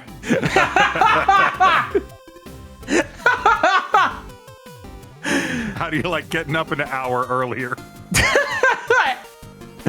Apple Gothic got 2 new scarves and a shiny Delibird for Christmas. Nice. Evil Lucario is soon flying into Puerto Rico to visit a longtime friend and therefore has no bit, but is hyped to sell. Holy shit, Evil Lucario, you're friends with Robert Landau? Nice. That fucking rules. Don't play him at golf. It's not going to be fair. He's too strong. A raccoon enjoying some time off at the beach. Comfortable boy or girl, I don't know. I can't fucking tell from having a raccoon. I'm not familiarized with raccoon biology. And then chat's like, here are some links. And I'm like, I didn't ask to be either. Pandaru whack, Pokemon whack, Tekken whack, Armored Core whack, Judas whack, play Hyper Demon, and kill a god. Come on, man. Told you about insider trading, bro. Yeah, that's like the one thing you shouldn't do. The Super Mim. Quickly, Koga, to the Jinkaria. Oh, boo. It's a car. Uh-huh.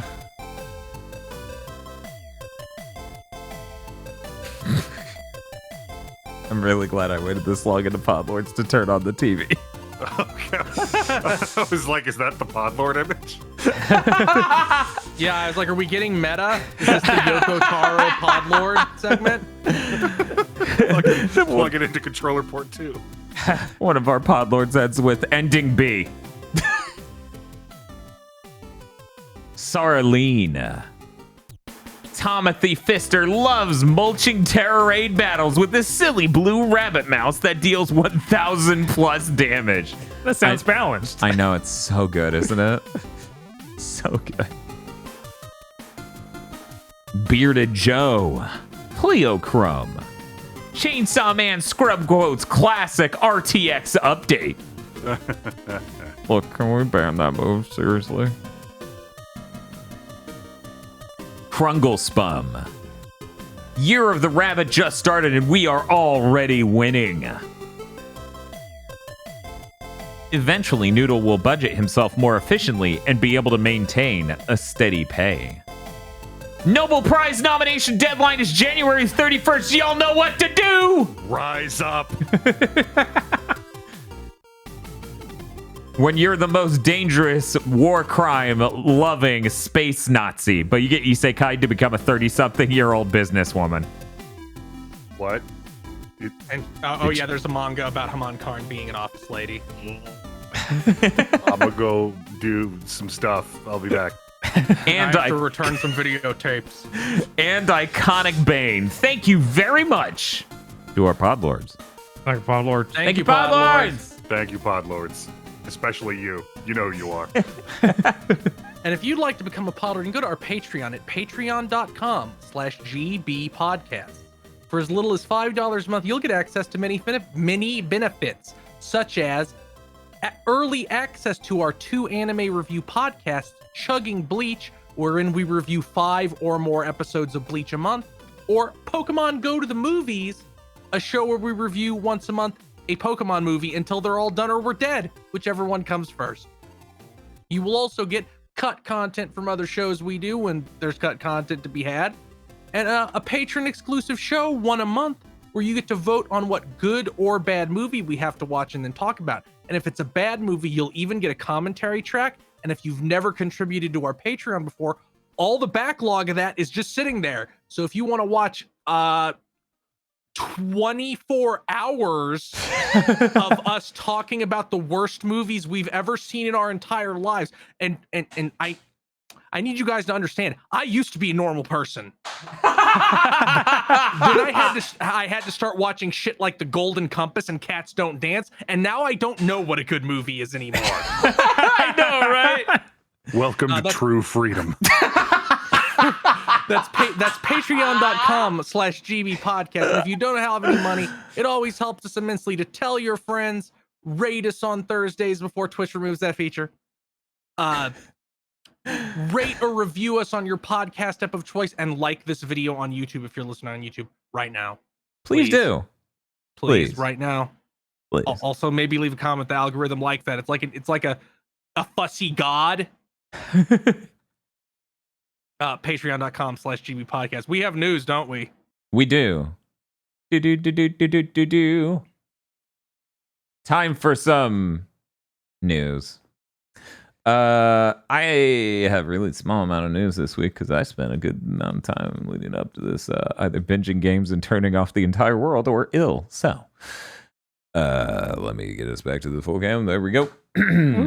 Vive XR Elite headset announced it's fully wireless. It can do internally run games, games running on the mobile chipset in the headset, or it can do games streamed either through Wi-Fi 6 from your PC or various other means. Or if you don't have a good enough wireless solution on your PC, there actually is a cable they sell to directly connect to it. Oh, that's good. It has inside-out tracking, it has proper controls, and it is like $400 cheaper than that Meta headset.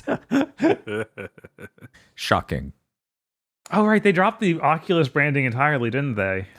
Yeah, it's now a Meta headset. Yeah, Meta Quest. Yeah, Meta Quest 2. Or Man, how stupid. Yeah, it sucks. It really sucks. But yeah, this headset seems pretty neat. It's got a lot of features that you would want in a high-end VR headset. I wouldn't say it's quite up to snuff with the PSVR 2 because it doesn't have eye tracking. And unlike the really high-end Meta headset, it doesn't have face tracking. So it can't track your facial expressions you're making and translate that into anything in-game. What's up, Bob? I didn't know that was a feature. That's really funny and also horrible. It makes sense if you're making like a social interfacing app. Yeah. Like for Rec Room, I kind of do want something like that. But I'll take, being unbelievably awesome at half the price. So, because the PSVR 2 is at $550 compared to this at $1,100, and the meta stuff at even more. Well, the meta high end one at even more. There are the lower end ones that don't connect to PC. Anyways, that's it for that. But Bob, I want to talk about PSVR 2. So we're going to jump to your news with the Sony CES, and I'm going to jump immediately to the part I care about. They announced GT7. Yes. Gran Turismo 7 is getting a free PSVR 2 update. Mm-hmm. You guys need to understand, I'm a pretty bold motherfucker when it comes to life experiences. One time I leapt out of a Jeep Bob was driving because I wanted to know what that felt like. Driving a car at 70 miles per hour in VR is terrifying. so while Gran Turismo 7 is like one of my favorite experiences of this year, I cannot cope with okay, so here's how I know. I tried PSVR 1 with Drive Club. Uh-huh. And I'm like, oh, I'm going so fast. This is fucking terrifying. And then because it's a VR thing, I look down and I see I'm going 53 miles an hour.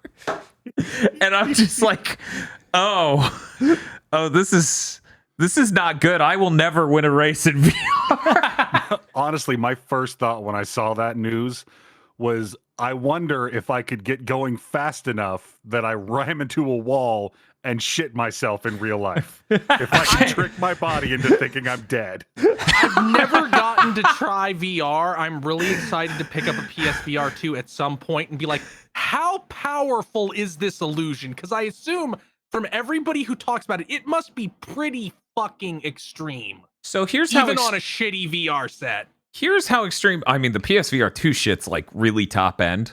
So that's going to be absolutely fucking mind-boggling. But here's how powerful this shit is. I don't remember if we did it for any of the American Truck Simulator Let's Play. But Jim Rackgazer actually owns head tracking stuff you clip onto a hat for American Truck Simulator. And just that was enough for us to be using the steering wheel he brought over and hit the brake. And when we didn't feel the inertia of braking, we both went, ooh.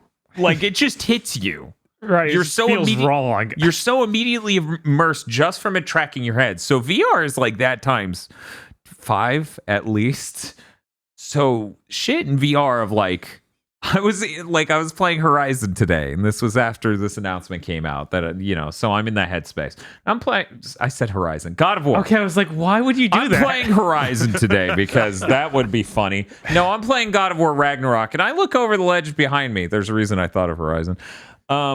And there's it's a huge distance between me and the ground. It's a sheer drop, and I'm just looking at that. I'm like, this would scare the shit out of me in VR. Thank God. Yep. Yeah, stuff like that, really small stuff like that, really hits you. So, anyways, that's pretty great that they're adding that update. We will absolutely stream that since I'm getting PSVR 2. I'm gonna look like an absolute clown as I don't drive fast enough to win any race ever. But I mean, you'll have won the moral victory. Is owning a VR headset a moral victory? Is that what I'm hearing? I mean, you said it, not me. Okay. Bob, you actually wrote down the rest of this news. It's true. I will not steal it from you. Sure. They announced at CES Project Leonardo from Sony. Hellacious. Yeah, it's pretty cool. Radical. This is their new accessibility controller, which I'm glad they're finally doing this. I think Xbox did one like 3 years ago or something. Yeah, the Xbox One has been neat, and it's one of those things like, Sony, why don't you have one of these? Mm-hmm. Yeah, I'm glad. Oh, it kind of looks like a turtle. Does it really? It's a circular device you put on a flat surface and has buttons all around it. And you can connect the analog stick, I guess, at any point on it. It's really neat. Oh, it does look like a turtle. Yeah, it does. Yeah, I guess those little things do kind of give it turtle shell looking exterior. I never thought of that. Okay. Huh. You can have up to a set of 2 of these things in one DualSense. So you can do all sorts of controller customization by having that many different pieces to it. Yeah. And they all have 4 aux ports to add more random things like foot pedals and whatever you need. Yeah, and for anyone who's aux as in like just a stereo jack. Yeah, it's a stereo jack. Yeah, so it literally is the cheapest foot pedal. Your Rock Band foot pedal will work with this. Mm-hmm.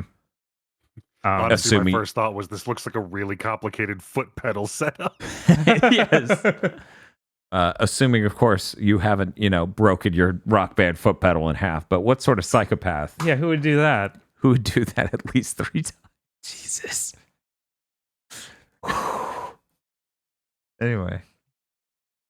I'm glad they're doing this. Yeah. And fuck getting the Edge controller. Just get one of these Leonardos and hook a kick pedal up and be like, that's my reload button. Yes. I don't need extra things for my fingers. Give me some foot buttons. Yes, absolutely. I'd much rather reload with a fucking foot pedal than use my thumb in a first-person shooter. In a normal, casual third-person action game, that would be deranged. Come full circle to Time Crisis 2. Yes!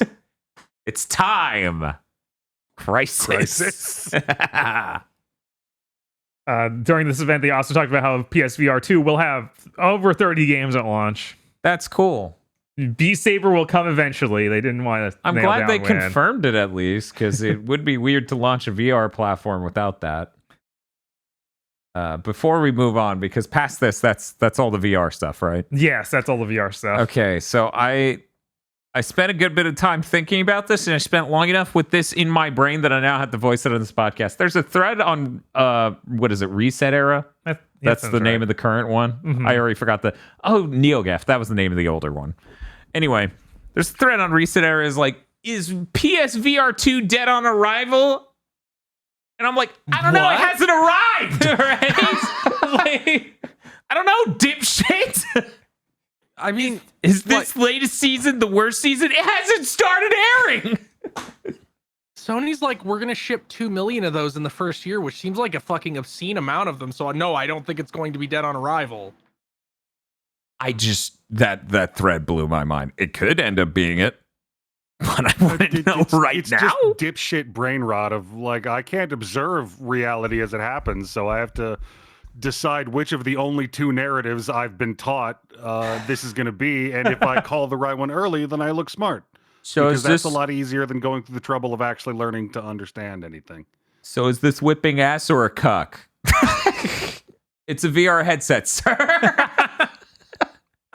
Sir, this is a headset. This dude's at the Best Buy ruining some guy's day. Is this piece of consumer electronics red pilled or cucked? Sir, it's a VR headset. You play games on it. Okay, I'll take it. And then they take it home and it's like, it was cucked. This is a great webcomic we're writing. It's so bad. Yeah, Tim Buckley's gonna put this up in about 3 days. Keep an eye out. Okay, now then, you know how we did. I'm just prepping the next news bullet from you, Bob. Okay. You know how we did a recap of all the news from this last year, Mm-hmm. and we talked about how Sony threatened us with a number of TV shows, and then I listed a few. Yeah. People in chat, and I ignored them. People in chat multiple times were like, Gran Turismo. And my brain went, no, it's not a TV show, so it's not nearly as threatening. Like, it doesn't register as the same threat level because it's not a TV show.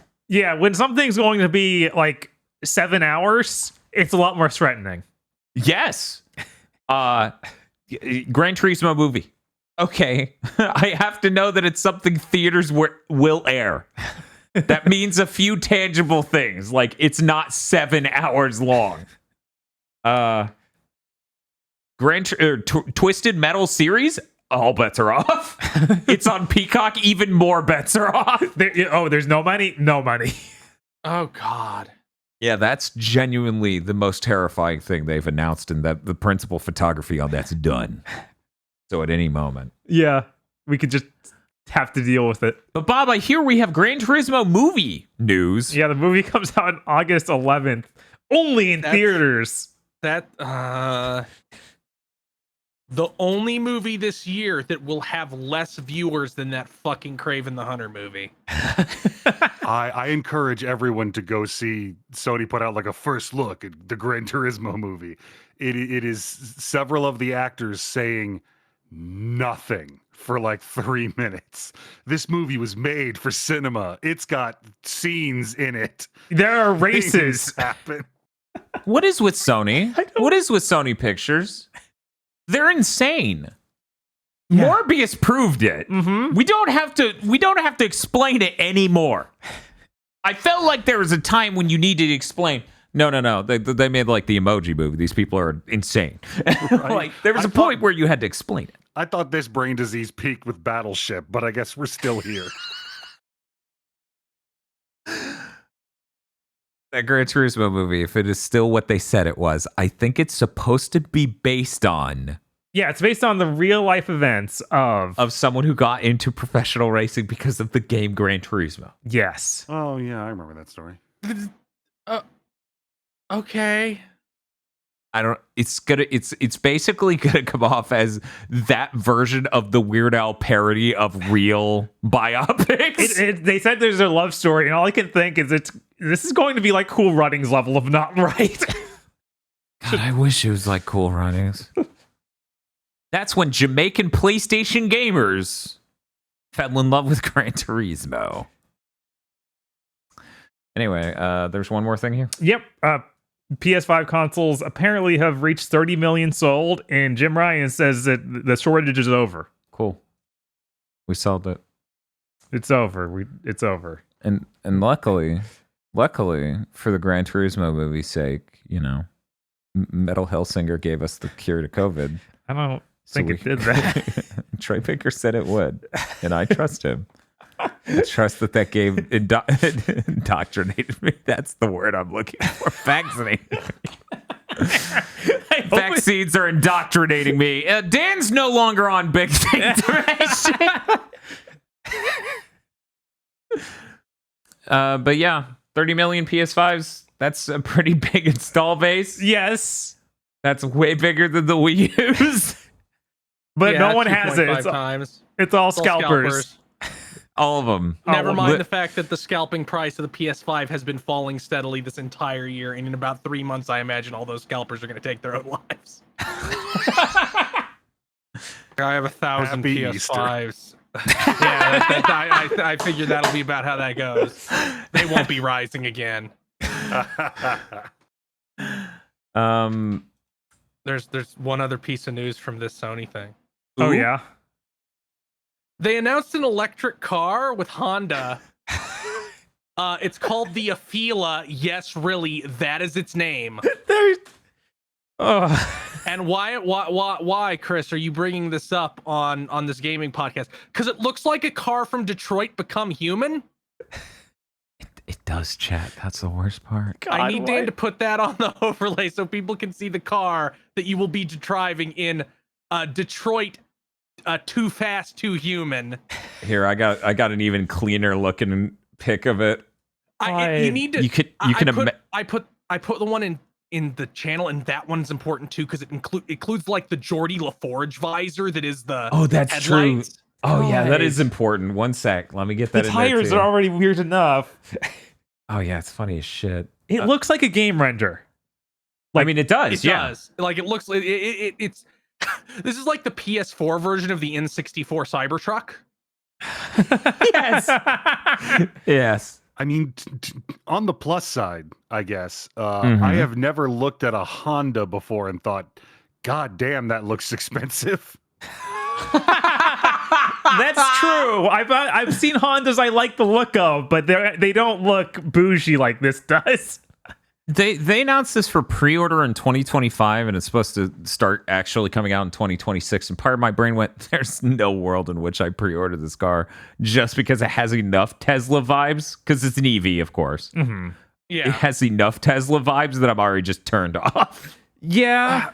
Well, Honda's a real manufacturer. Sony yeah. and Honda are real manufacturers and not a weird pyramid scheme that's based on the Twitter account of the owner. Right. Yes. But also, this doesn't have fucking doors. How do you open the door? Do you need There's no the handles. key? He's right. There's Is it, no. maybe it's at the top? No, I don't see it up there either. Maybe it's like You crawl it's under probably the car. app based. You probably have to have your fucking phone. Oh, In order- you partied too long and now your phone's dead. You can't get in your fucking car. Die in the cold.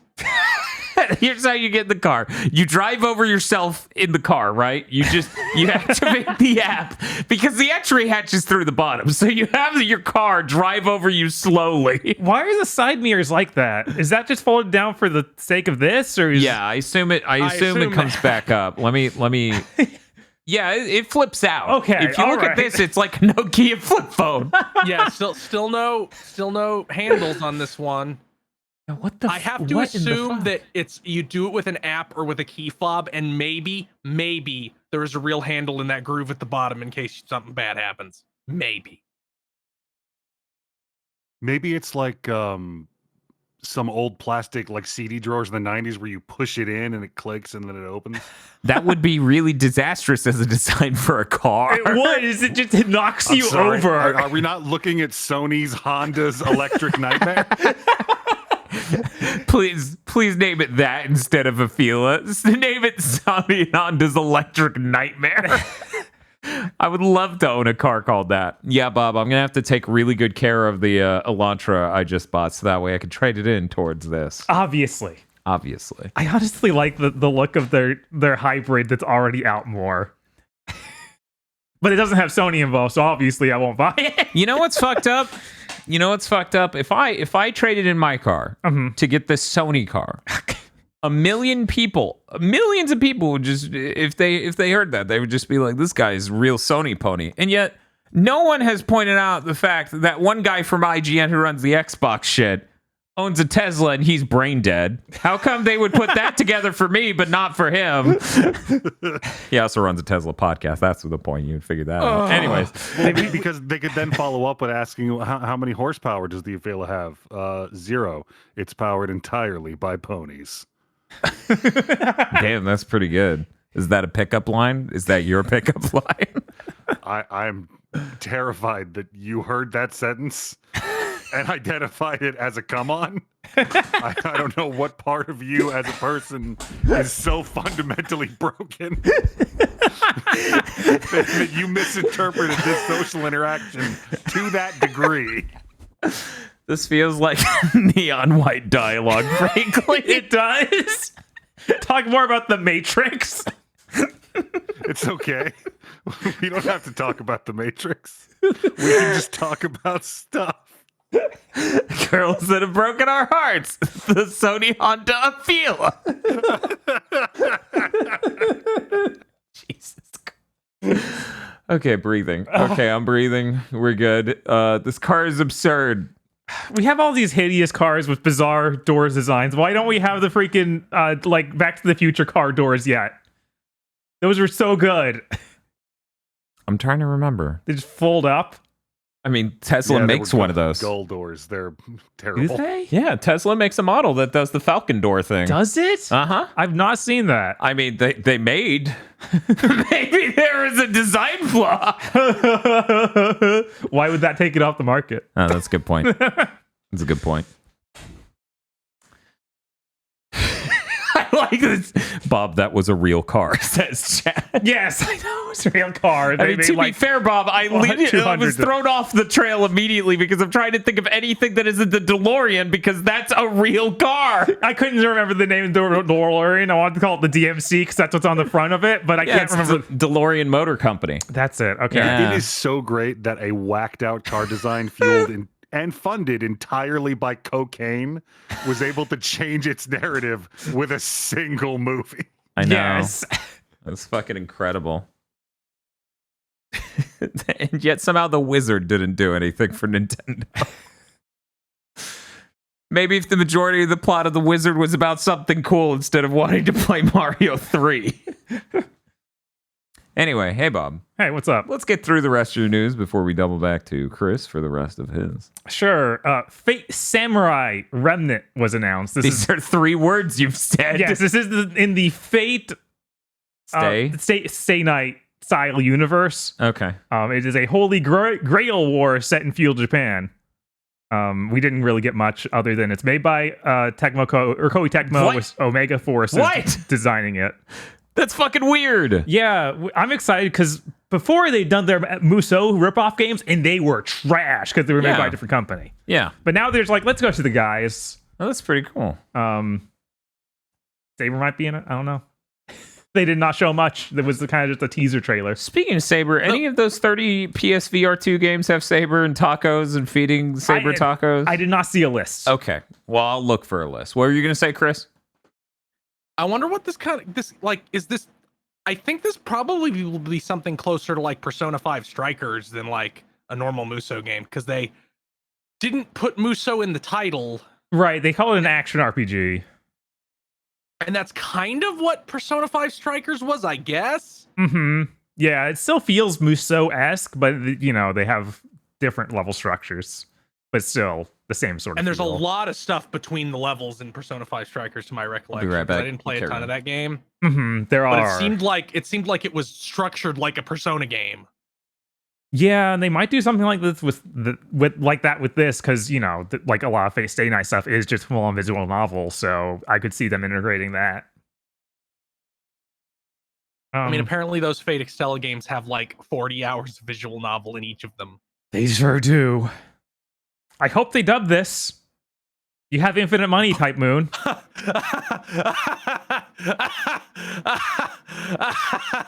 Oh, Chris brings up an interesting point. To do that.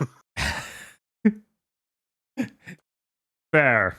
I honestly wouldn't be surprised if somebody at Type Moon is like, no, that's like against the brand. It's messed up because Aniplex dubs every single piece of the anime. Like, even as they did some weird promotional events for Grand Order, like they did a bizarre, goofy, like comedy anime that was 2 episodes, and they dubbed that and put it on Crunchyroll. I was like, but the games get nothing. Weird. Well, Koei Tecmo doesn't like dubbing things in general. Like, we haven't had a dubbed Atelier game in like 5 or 6 years. Right. Because they just decided to stop. Yeah, they're like, it saves us money. And I'm like, okay, but it also limits the audience of your game, and then they disappear like mist. Yes. No. I guess I'll move on. Grand Blue Fantasy Relink. Their Twitter account put out an old trailer with the 2023 date on it and said, yeah, later this month, we're going to tell you more. So be excited. That game is allegedly this year. Okay, come back when you're telling us more. Castle of Shikigami 2 is coming to Switch. Comes out April 13th in Japan. So we'll see when that happens here. That guy was in the thumbnail for this big thing. I don't know why. He makes the troll's Tails got troll's face. Hitman 2 rebranded? Or sorry, Hitman 3 is rebranding to Hitman World of Assassins. This happens at the end of the month, so January 26th. And their whole idea here is to kind of make it an easier entry point for new players, because apparently DLC and other ways to buy this gun got out of hand, kind of like they did with Destiny. And, you know, instead of like Destiny deleting half of the game and just being like, what? Who wants it? They're actually repackaging things and making a logical sales structure for it. Oh my god. Yeah, so now you can buy, there's just 2 SKUs, 2 products. The $70 Hitman World of Assassination, which comes with Hitman 3, Hitman 1 Game of the Year, Access Pass, so all the hell levels from Hitman 1, Hitman 2 Standard Pass, which is all the standard levels from Hitman 2. And then you can upgrade this with the Hitman World of Assassination Deluxe Pack, which is $30, and gets you the Hitman 3 Deluxe Pack, the Hitman 3 7 Deadly Sins Pack, and the Hitman 2 Expansion Pack. So it's just 2 things. Easy for new players to understand, and apparently for old players, this won't even be surfaced to them. They can just buy each individual pack for $10. But this sounds well thought out and reasonable. I don't understand. Right? Every time I think of Destiny, I get upset. And I see Hitman. They definitely needed this because that shit was confusing when Hitman 3 first came out. Yes. Yeah, they talked, like, this whole news post was about how weird and confusing it was for players. and they want to fix it. Like I bought it, and then I couldn't figure out how to get it inside the game because there was a store inside the game, but it also some things took you to the PlayStation store. What? Which is kind of how most of those game like stores that are inside the games tend to go. Like they're really confusing on a macro level. Mm-hmm. But hey, that's cool. We get to move on, and I'm really excited for we haven't heard about their Bond game in so long. I hope it's going well. Has it been so long? I feel like they announced it and then nothing came out, and that was like 6 months ago. I mean, well, that's pretty what normal. What sort of trailer did they have? Did they have a trailer? I don't think they have a trailer. I think this was like one of those press release style things, like the Marvel game was initially too. The way we found out is it was one of those. We started development, so come back in 2026. Oh, okay. Yeah, it really was one of those ones, kind of like the Marvel thing, where it's way too early. Yeah, we got too many of those. It feels like the industry standard now, kind of, is we are now making game, then we get nothing for 3 years, then we get a trailer. It's like the game will be out in 6 to 8 months. Which is great. That's the zone I want to be in. I don't want to be in the zone where it's like you're going to have to deal with 4 years of marketing. Yes. Yeah, I don't want that. You guys realize the weirdest thing? People who want that are crazy. Yes, they are. I think the weirdest thing that would happen to us if we went back in time to like 2005, the thing that we would feel was the weirdest part, other than having an economy, even vaguely, is the part where we would have to re-experience the 2.5-year marketing cycle, where it's like every event for 2.5 years has a trailer for Metal Gear Solid 4 or Final Fantasy 13 or all these other things that are just spending forever development because 7th gen sucks. Well, we got that with Deathloop. We just got that. That was like the baby mode, though. I feel like 7th gen was even worse than Deathloop. Deathloop was just more noticeable because every trailer's like, oh, sit down. This concept's a real head scratcher, okay? Okay, you sitting? So it's a loop of death. I feel like maybe the most egregious one was No Man's Sky, because that was at every single event for like 3 years. Yeah, I think that was one of the last ones in 8th gen that did that to us. and then like 4 months before it came out, like some journalist, I think, or big YouTuber, I forget which, was like, so none of these trailers have shown us what the game is. And then there was a mini press cycle yelling at them for asking that. And then the game came out, and then the No Man's Sky controversy happened. Ruh-roh. And they had to basically remake that game to justify the 10 million copies they sold. It's weird how like everybody's like, it's weird how No Man's Sky was the first version of Cyberpunk, but nobody ever brings it up in the same breath. Or it's like, no, they fucking remade No Man's Sky. They made that game after they shipped it. Mm-hmm. Yeah. Yeah. To be even a more severe extent than Cyberpunk, I bet. Oh, yeah. 100%. Like they are still releasing shit for No Man's Sky. Yeah. No, that's a completely different game and will support PSVR 2 at launch, baby. Nice. I have a little bit of news, but I'll get to it after we get through Bob's. All right. Yeah, I got one more thing here. Various game companies put out New Year's messages with game teasers. You telling me I missed the Castle of Shikigami 2 news? I'm sorry, Dan. You missed it. Ah, damn. And an opportunity to dunk on Destiny. Okay, anyways, Bob, go ahead. So Spike's Chunsoft put out we're preparing to announce a large-scale title. Thank you, Spike. I hope it's a Danganronpa game. I hope it's an acquire game. This game is so Dangan huge, and it's an open world. But yeah, there are probably a lot of signs pointing to Danganronpa. That's what the article was about. Oh. Naruhodo. Atlas is planning several unannounced titles. Whoa, really? I assume one of them will be Persona 6 because we're already more than 6 years out from that game's release. I think that game came out in Japan in late 2016. Oh my god. Jesus, that's been a while. Yeah, there's also, Vanillaware is likely. Yeah, I would love to see the new Vanillaware thing. There's also that fantasy project that list is announced forever ago when they announced Persona Yes, 5. Project Re-Fantasy, and they said that was entering the climax of development like 2 years ago. But then COVID hit, so I'm willing to give them a pass. It's entering the Right. climax of development. I, the creative director. Whoa.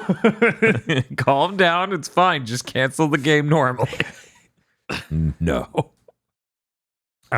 Square Enix had Yoshinori Kitase come out and tease a big announcement of something unrelated to Final Fantasy VII. Finally, Final Fantasy 13 2. Finally. that Final Fantasy IX remake has still not shown up yet, and I had I want to say my gamer premonition of what that game is. Ooh. It is going to be a remake of Final Fantasy IX. Fucking shocker, right? But it will still use fixed camera angles, and they're gonna just steal the Fantasia thing. That's how they remake Final Fantasy IX. I mean, they could even just get him involved and actually have him remake Final Fantasy IX like Sakaguchi. Like, I don't think they're going to do the full-scale AAA thing, but if you remake it like Trials of Mana, it would look like shit compared to the original one because it's so immaculate for a PS1 game. But if it's like, okay, we have really high fidelity models, and the backgrounds are now these really cool dioramas of the same areas. That would be so good. Yep. Yeah, that'd be great. I saw this headline scrolling through news, and I literally, my brain flashed into the shack. I sleep because it's like, a new thing about Final Fantasy, unrelated to Final Fantasy VII. Real shit. There's also, and this is this I am about to propose a world too beautiful for us to actually inhabit. They did that Tactics Ogre thing. Final Fantasy Tactics is on that NVIDIA leak. What if they're just like, Matsuno's back and he's making Final Fantasy Tactics 2 a real one? That would be fucking killer, my man. Yeah, if they just had a real sequel, that would be so much better That'd than be just a remake. King Welcome to shit. Final Fantasy IX Tactics. Everyone's mad except me. Every unit makes the same sound they did when they died in Tactics, except for Steiner. His is like pitch shifted down 2 or 5 octaves. Jesus. I love that sound. We need to put that sound on our soundboard, Rob. Yes. That and as Chris pointed out very rightfully about a month or two ago, a shitload of the Dragon Ball GT character select voice clips. And the last one of these teases was Konami saying, "We are planning power-ups in new developments for familiar series with the aims of leaping even farther." So they're working on something. Something unannounced. If they announce a new Castlevania game, that'll mean they've released collections for basically every game in the series. They're doing the show with Netflix. They have the partnership with Dead Cells, which is a stunningly astute collaboration partner, in my opinion. Yes, that's kind of crazy.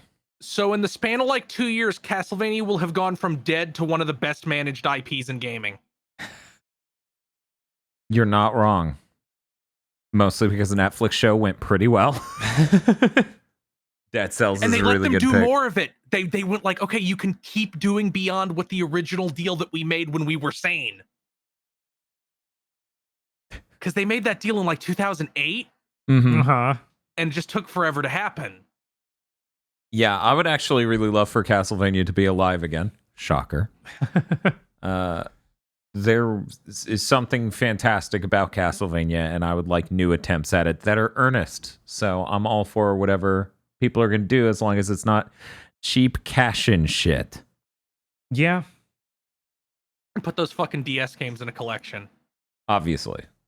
That they deserve to escape the DS. No one actually wants to, like, people want to be able to play their Castlevanias on a console. This is not a radical take. And that's all my news. You know, we brought up Fantasian, Chris did, as a reference for how 9 could look. Yeah. I should point out the New Year's resolution of we are going to stream a playthrough of Fantasian this year. Woo! This will be the year. It will happen. People won't have to get Apple Arcade to see the story and visuals of Fantasian for themselves. Because we have an Apple TV that we can play it on like it's some weird console that plays 3 games. I'll get my news real quick, then we'll go to Agron. We'll finish with Chris. My news is pointing out that news isn't really news yet. Wololo.net,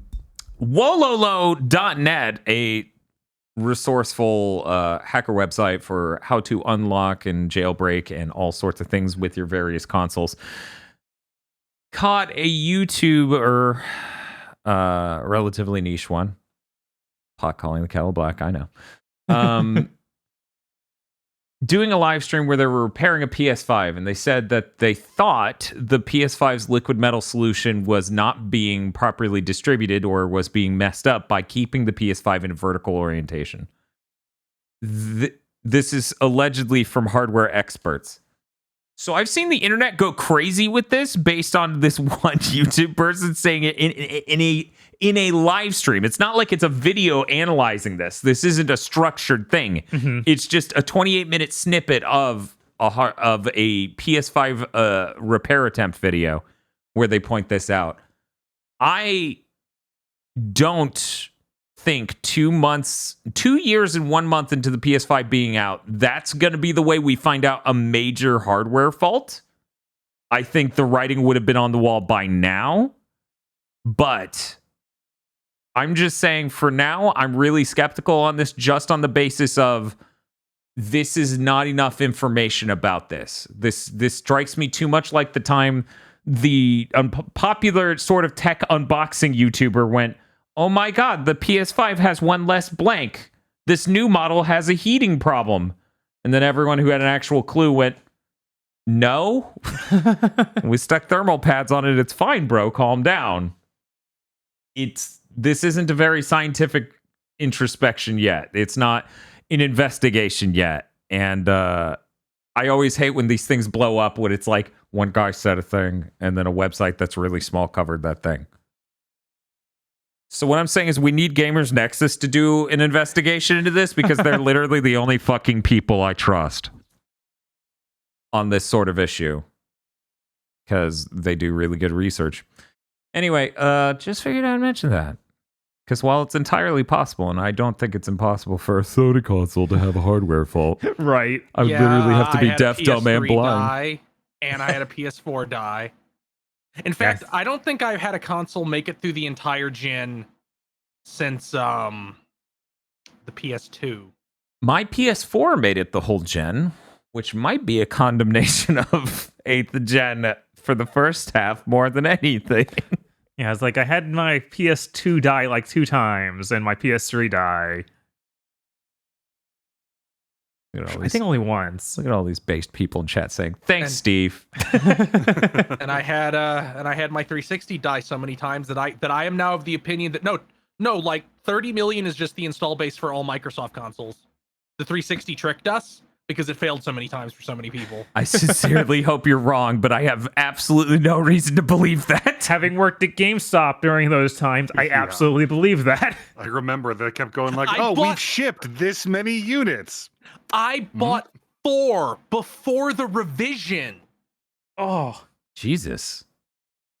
Yeah, on the PS2. And then I was like, I'm fucking done. I'm going to the PS2. Well, I actually went, I'm fucking done. I'm building a PC. And then I'm like, anything else I can play on the PS3 because it won't fucking die.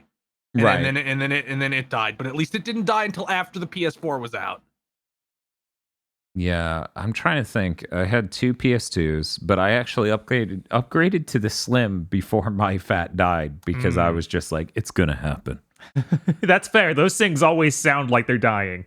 Yeah, luckily the one we got here sounds perfectly fine. The fat PS2 we use nowadays for streams and stuff sounds really great, actually. Right. Which is crazy. I can't even remember how we got that thing. Do Huh? you remember when we bought a fat either. PS2? Maybe it was. Did we get it from a modding shop? We might have bought it from the store near here, weirdly enough. I don't think we did for some reason. Yeah, I don't know. Yeah. But yeah, anyway, I'm trying to think, what are all the like dead consoles I've had? And it's like a PS3. That's it. But, Yeah, I'm with you on that one. Just I had a PS3 die, and I had to tear it apart to get a Gundam Wing disc back. Yes. Yeah, they there's a certain thing to be said where I understand people who are upset during the 8th gen of consoles, like they weren't ambitious enough with them, and that much is clear. Like they wanted to save money. The design of those consoles are to save money, but at the same time, it's like, thank God at least 8th gen wasn't as bad as 7th, where the consoles are just dying left and right. Yeah, they didn't have that problem. That sucks so much shit. What a fucking nightmare. And it's like when you look at the consoles before that and after that, it's only 7th gen. That was really terrible about that. Sony and Xbox have terrible durability and stuff, and then the Wii's over there, and it's like, I'm fine. I'm just 2 GameCube, so of course I'm a brick. Is it 2 I or actually 3? had my Wii in Oh wow. Really? because the fans died. I actually had to That send my sucks. Switch in for that same reason. Oh yeah. It's been working fine since. Hmm. Speaking of that, in Xenoblade, does the audio ever glitch out on you and like stutter? All the time. You know why? What's that? It literally hitches that hard. Okay. It's the whole game drops enough frames where it actually goes, I'm sorry, we can no longer render audio in real time. That's what I thought was happening, but I was really worried that it was my Switch dying again. Oh, this reminds me. I invented this great thing playing Xenoblade 3. I call it neurological super sampling. Uh-huh. Where I look at the game and I focus real hard until I can delude myself into thinking it's 60 frames a second. I think it works better than DLSS 3. I would agree. I know a couple of malt liquors that are more legit than DLSS 3. Its power is limited. I can't do that to Pokemon Scarlet and Violet. That's a bridge too far. Hell yeah, it is. It might even be 2 bridges too far. That actually brings up, I wasn't going to bring up the 4070 Ti at all. The new GPU from NVIDIA that was the rebranded 4080 12 gig. Because if you recall, they tried to launch 2 GPUs called 4080. In the name, called one the 12 gig to give you the idea that that's the only difference. No, it's a completely different fucking card, and everyone got pissed at them. So they rebranded it as 4070 Ti, chopped $100 off, but now there's no Founders Editions, so all the partners add $50 back on. So only $50 ever actually came off. And this thing, it kind of sucks. It's really expensive. And they said, hey, it's 3 times as fast at Cyberpunk ray trace mode than the 3090 Ti. It's like, that can't possibly be true. And it turns out, yeah, they're using DLSS 3 or something. And it's like, that's the most insulting shit in the world. This is a GPU thing that happened over the break. Oh. GPU sales have hit a 20-year low because ain't nobody paying these crypto mining ass prices that NVIDIA wants to keep, even though crypto is largely dead at this point. Yeah. So they're just going to eat shit until they kneel and be like, we'll go back to normal prices. You win. But yeah, everyone. The price went up, so that's what the market is. It's the market. You have to pay it. But the market, you said you would bear. You said you would bear, market. Yeah, and that's a good thing. That's what needs to happen. Like, the only reason I got this GPU is because we're doing these 3cam videos, and it's insanely hard, and I've waited a very long time to upgrade. Mm-hmm. That is the only context it makes any fucking sense. Yeah. I couldn't fucking imagine, even remotely, like, they could chop hundreds off of these new cards, and if I were a normal fucking gamer, I would just be like, no, go fuck yourself. Are you serious? Yeah, it's like, and you're paying all that extra for ray tracing, basically. That's okay. AMD also makes an option that's overpriced. Anyway. Great. I love it. I'm pretty disappointed that they did the thing I expected them to do by including DLSS 3.0 and a fucking benchmark. Without saying it. There's no disclaimers or anything at the bottom of this this slide in this promotional thing, in this marketing thing. That should be illegal. That would be like if Xbox said, hey, these games that are on PlayStation run twice as well on our system when you turn your TV to soap opera mode. Like, I mean, you can do that with anything now, can't you? Fuck. Which, for people who don't know, DLSS 3 is literally a GPU level soap opera mode. Anyway. Yeah. Hey, Dr. Aggro. What's aggroing on? Please don't try to do that again. So Bloomberg has reported that Hasbro's Wizards of the Coast, and that's really what I'm going to start calling them, because more and more it's Hasbro's really digging in there, and you can feel the toy company rather than the game company. They have canceled 5 video game projects that were in different stages of early development. That's a lot. Yeah. Including one made by Other Side Entertainment, those guys who kickstarted Underworld Ascendant. So, shit. I really wanted to play that. Apparently, a big part of this is one of those. This is what happens when a non-gaming company is involved, like now has to make decisions for a gaming company. This is because that fucking Dark Alliance thing bombed. That turd. I figured it was that in that Magic the Gathering game they had to launch and then unlaunch and delete. Oh, yeah, that's true. I forgot that existed entirely. So Yeah. I think that made it onto Game of the Year, didn't it? Maybe. I'm honestly worried it's less about like, oh, these games did poorly, we need to shut these down and like regroup and reprioritize. I think it's more sinister. There's been shit going on at Wizards, especially over on the D&D side, where they're killing the open game license, and they're trying to bring back. I was going to bring that up. They did that today. Yeah, they're trying to bring back like the game system license from 4th edition. It's a real shit show over there, because they have decided that Dungeons and Dragons is under monetized. Oh, So because there's all this internet content that makes shitloads of money and gets Netflix shows and shit, but they don't see enough money from that. Yeah. In fact, I'm not even sure if they get any.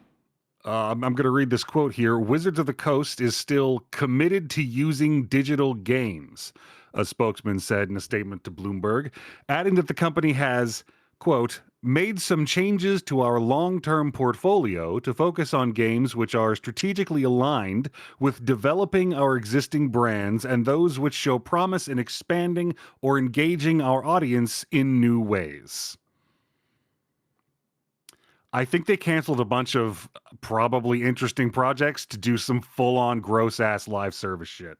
I mean, there was also that one D&D thing they're supposedly working on where it's like, we're going to kill all third-party, like, map systems and online systems and character creators. Part of killing the game license was, their VTT is going to be the only thing you can use. To create a nightmare thing that you have to pay a monthly subscription for. And I'm like, I've seen enough. If Magic might survive, but the Dungeons and Dragons chunk of Wizards of the Coast is fucking, it's terminal.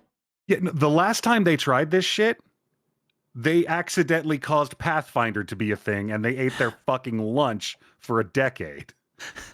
This is not a good direction to go in. Yeah, I was like, aren't there other fully established Dungeons and Dragons style games you can go buy sets for? This is the greatest age of tabletop role-playing to exist. Okay. They are not the only game in town anymore. There are companies localizing Japanese role-play tabletop games like, what is it called? Golden Sky Stories. There's like shit like that. And it's that was like my favorite PS1 JRPG. just like, what are you doing, Hasbro, whose stock has been sliding for over a year? Oh wait, maybe that's why you're doing this. That was something. Okay. So yeah, this is potentially indicative of Hasbro trying to kill the goose that lays that fucking gold. So they're gonna get in there though, Aggro. They're gonna find the gold. it's gonna happen. It never works for anyone. It didn't work for fucking Games Workshop, but man, it's gonna work for us. You just don't know until you hit the wall at 500 miles an hour. And BattleTech's not more popular than it's been in decades for any reason at all. God, like, do they even have anything that can even hope to swing at Warhammer 40K in terms of like multimedia projects? Because I don't think they do. God, they're also shipping that horrible fucking movie, Dungeons and Dragons movie this year. I'm sure that's gonna be fucking awful. I'm excited. I want to see an owl bear on the big screen. If I want to see an owl bear on the big screen, I'll play Baldur's Gate 3 in my living room. Well, that's it for Agro's news. Let's head over to Chris. Hey, Chris, what you got? Chris, no, there's nothing there. I'm gonna stop. This isn't super new news, but it is something I want to talk about. Ubisoft's doomed. That's not new. I know. Here's why I'm saying that.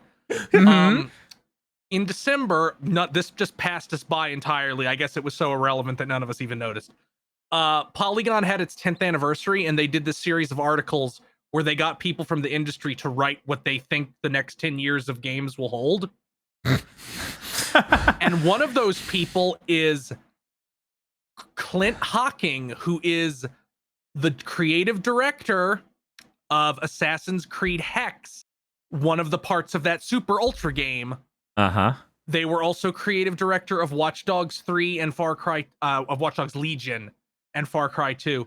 I honestly had a moment of, what do you mean? Watch Dogs 3 didn't launch. They are full on what they wrote this insane article. In 10 years, gamers will be able to generate entire games from prompts using UI. He is full on using AI. Oh yeah, using AI. He is full into this.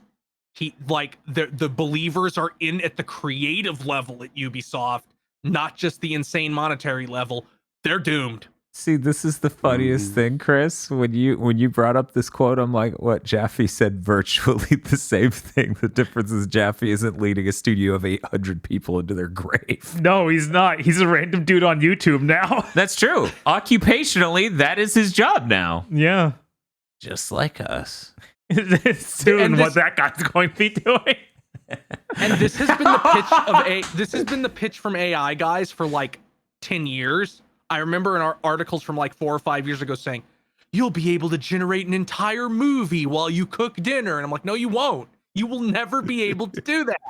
I mean, okay, to be fair, stretching as far as I can to these idiots. If you lived in Ubisoft's ecosystem and thought the kind of games that Ubisoft is making are fine and this is what should be happening, then yeah, I could see how you could get so high on your own supply that you think, yeah, I can just tell a computer to make a video game. That's going to work. All video games are the same video game and we just swap out some of the art and nouns, right? Go ahead, Chris. I would believe you if the example he hadn't given was you will be able to generate an open world fantasy RPG in a steampunk version of early Napoleonic France with progression like Skyrim and bosses like Elden Ring. What? I tried to sit here. Given definition of like. Wow. Wow. I tried to sit here and imagine what is it like to be an employee at Ubisoft who thinks it's an ideal utopia. And I was like, in their brains, they work in the Jetsons. They take their space car to work. I was everything's like, is he clean. drinking paint thinner? He gets on a treadmill. No, it's the haze piss. He's drinking the haze piss. He's actually in a dilapidated parking complex. No one even has chairs anymore. They haven't in years. But he drinks the piss every morning, and he thinks he's into the Jetsons future zone. So, of course, he thinks the game's going to be AI generated within 10 years. Look, Why it hasn't rained in France in a decade. This is just his cope because he desperately does not want to have a job in 10 years. In 10 years, I will invite the gamers into my home to kill me. That's a fucking weird thing to write. Okay. Okay, all right. Jesus Christ. Yeah, every time people say that, because once again, Jaffe said that on a fucking YouTube stream like 2 years ago. Every time I hear people say that, I'm like, you work on games, so you obviously know what goes in them. So how in the world can you, somebody on that end of the sausage making, say this? I know, right? It's Me want live in Star Trek. Me want live in Star Trek. Yeah, every time someone says something like that, I just get the urge nowadays, and Except Star Trek doesn't have that. They have to buy holo novels to play in the holodeck. Jesus. Every time I hear somebody express this, though, I think the only way to properly deal with it nowadays, the only way to properly respond to it is, no, you'll be long dead before that's remotely possible. Because they need to confront that. Yeah. Because that's actually what they're fighting when they say shit like that. They're fighting that notion. They're like, no, that's happening before I'm dead. So you just have to go, no, you are definitely fucking dead before that happens. Because I'm going to shoot you. It's okay, Dan. They'll make the formula for immortality, and then he still won't be able to play it. He's been drinking piss for years. It's got to be doing something for him, right? Man, yeah, that shit's crazy. I mean, here's the thing. You get a certain level of rich or famous or powerful, and you just go a little goofy. Like Kojima's fucking talking about uploading he's like, I'm going to replicate my brain with an AI. I'm like, Kojima, if you leave us with a rampant AI that thinks it's you, that'll be the cruelest thing you've ever done to gamers. Yes. If you sit there and you go, I've done it perfectly, I will die now. And we're just stuck with this rambling asshole who has no idea what the fuck your shit was about. This shit's making references to Smokey the Bandit. Acting like it's high-key art. We're all just having to tolerate this prematurely geriatric Kojima AI. Metal Gear Solid 6 sure was troubled. The whole game company formed around the AI being its head. That's horrifying. That's real fucking sad. I don't think Frank Yanger would have said that word, but he did. He said it like 17 times in one cutscene. AI Kojima said it was brilliant, actually.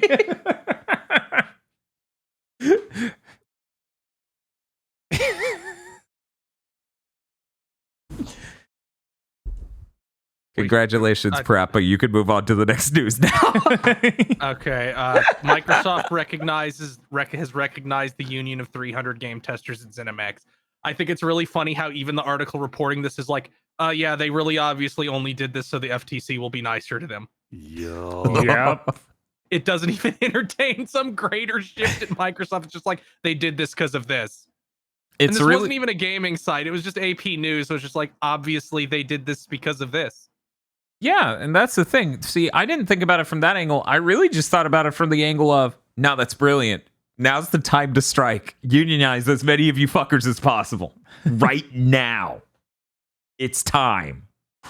Yeah, hopefully this emboldens more. You wait 1 year, you're fucked. Right. Yeah, I mean, no matter why they did it, foot in the door. They have 2 or 3. What are you talking about? Microsoft said it would take 16 months, so they're right on schedule. And here's the last piece of news. This is a rumor, but it's like one of those rumors where it's like these people always know this.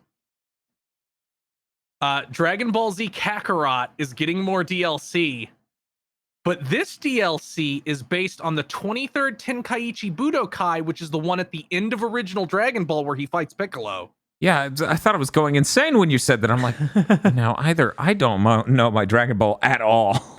That's the pre-Z one. What? That has the potential to be really cool. Yeah.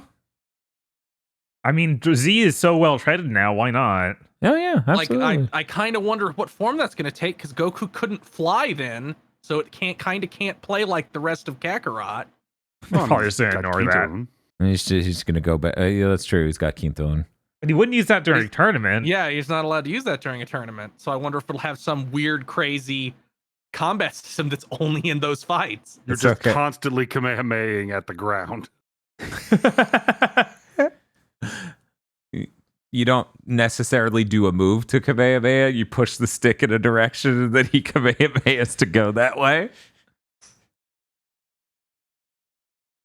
And that's it. That's it for news. Bob and I may stream something tomorrow. I don't know. I'll find out tomorrow. Cool. Thanks. Aside from that, we're doing Game of the Year stuff on our side. Don't worry about it. It's not Glover! But what if it's Devil May Cry 2? Then I won't be there, and in fact will be another solo Bob stream that I try to call Eric the Striker in on. Eric, please, he won't stop streaming it. He beat it twice already.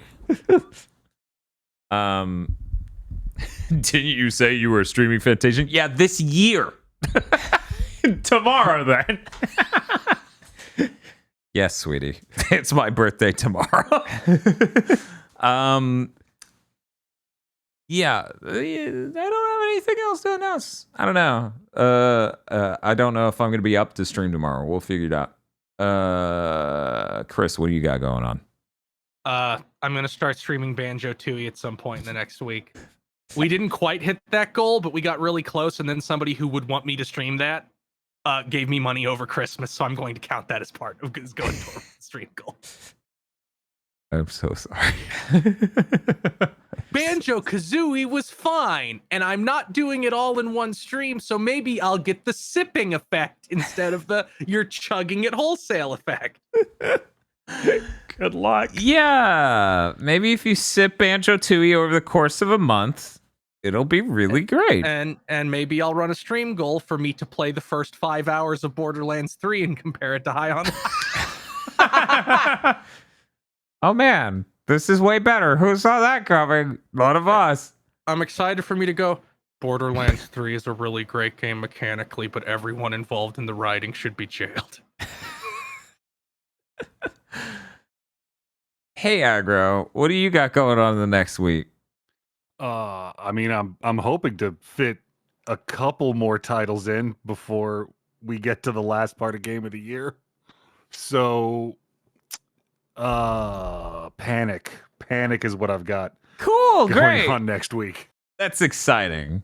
Well, I'll leave you to your Panic, and I'm going to leave me to my... Oh, wait, also Panic. See you all later. Thank you for listening to this episode of Big Things to Mention. Oh my god, why is that so quiet?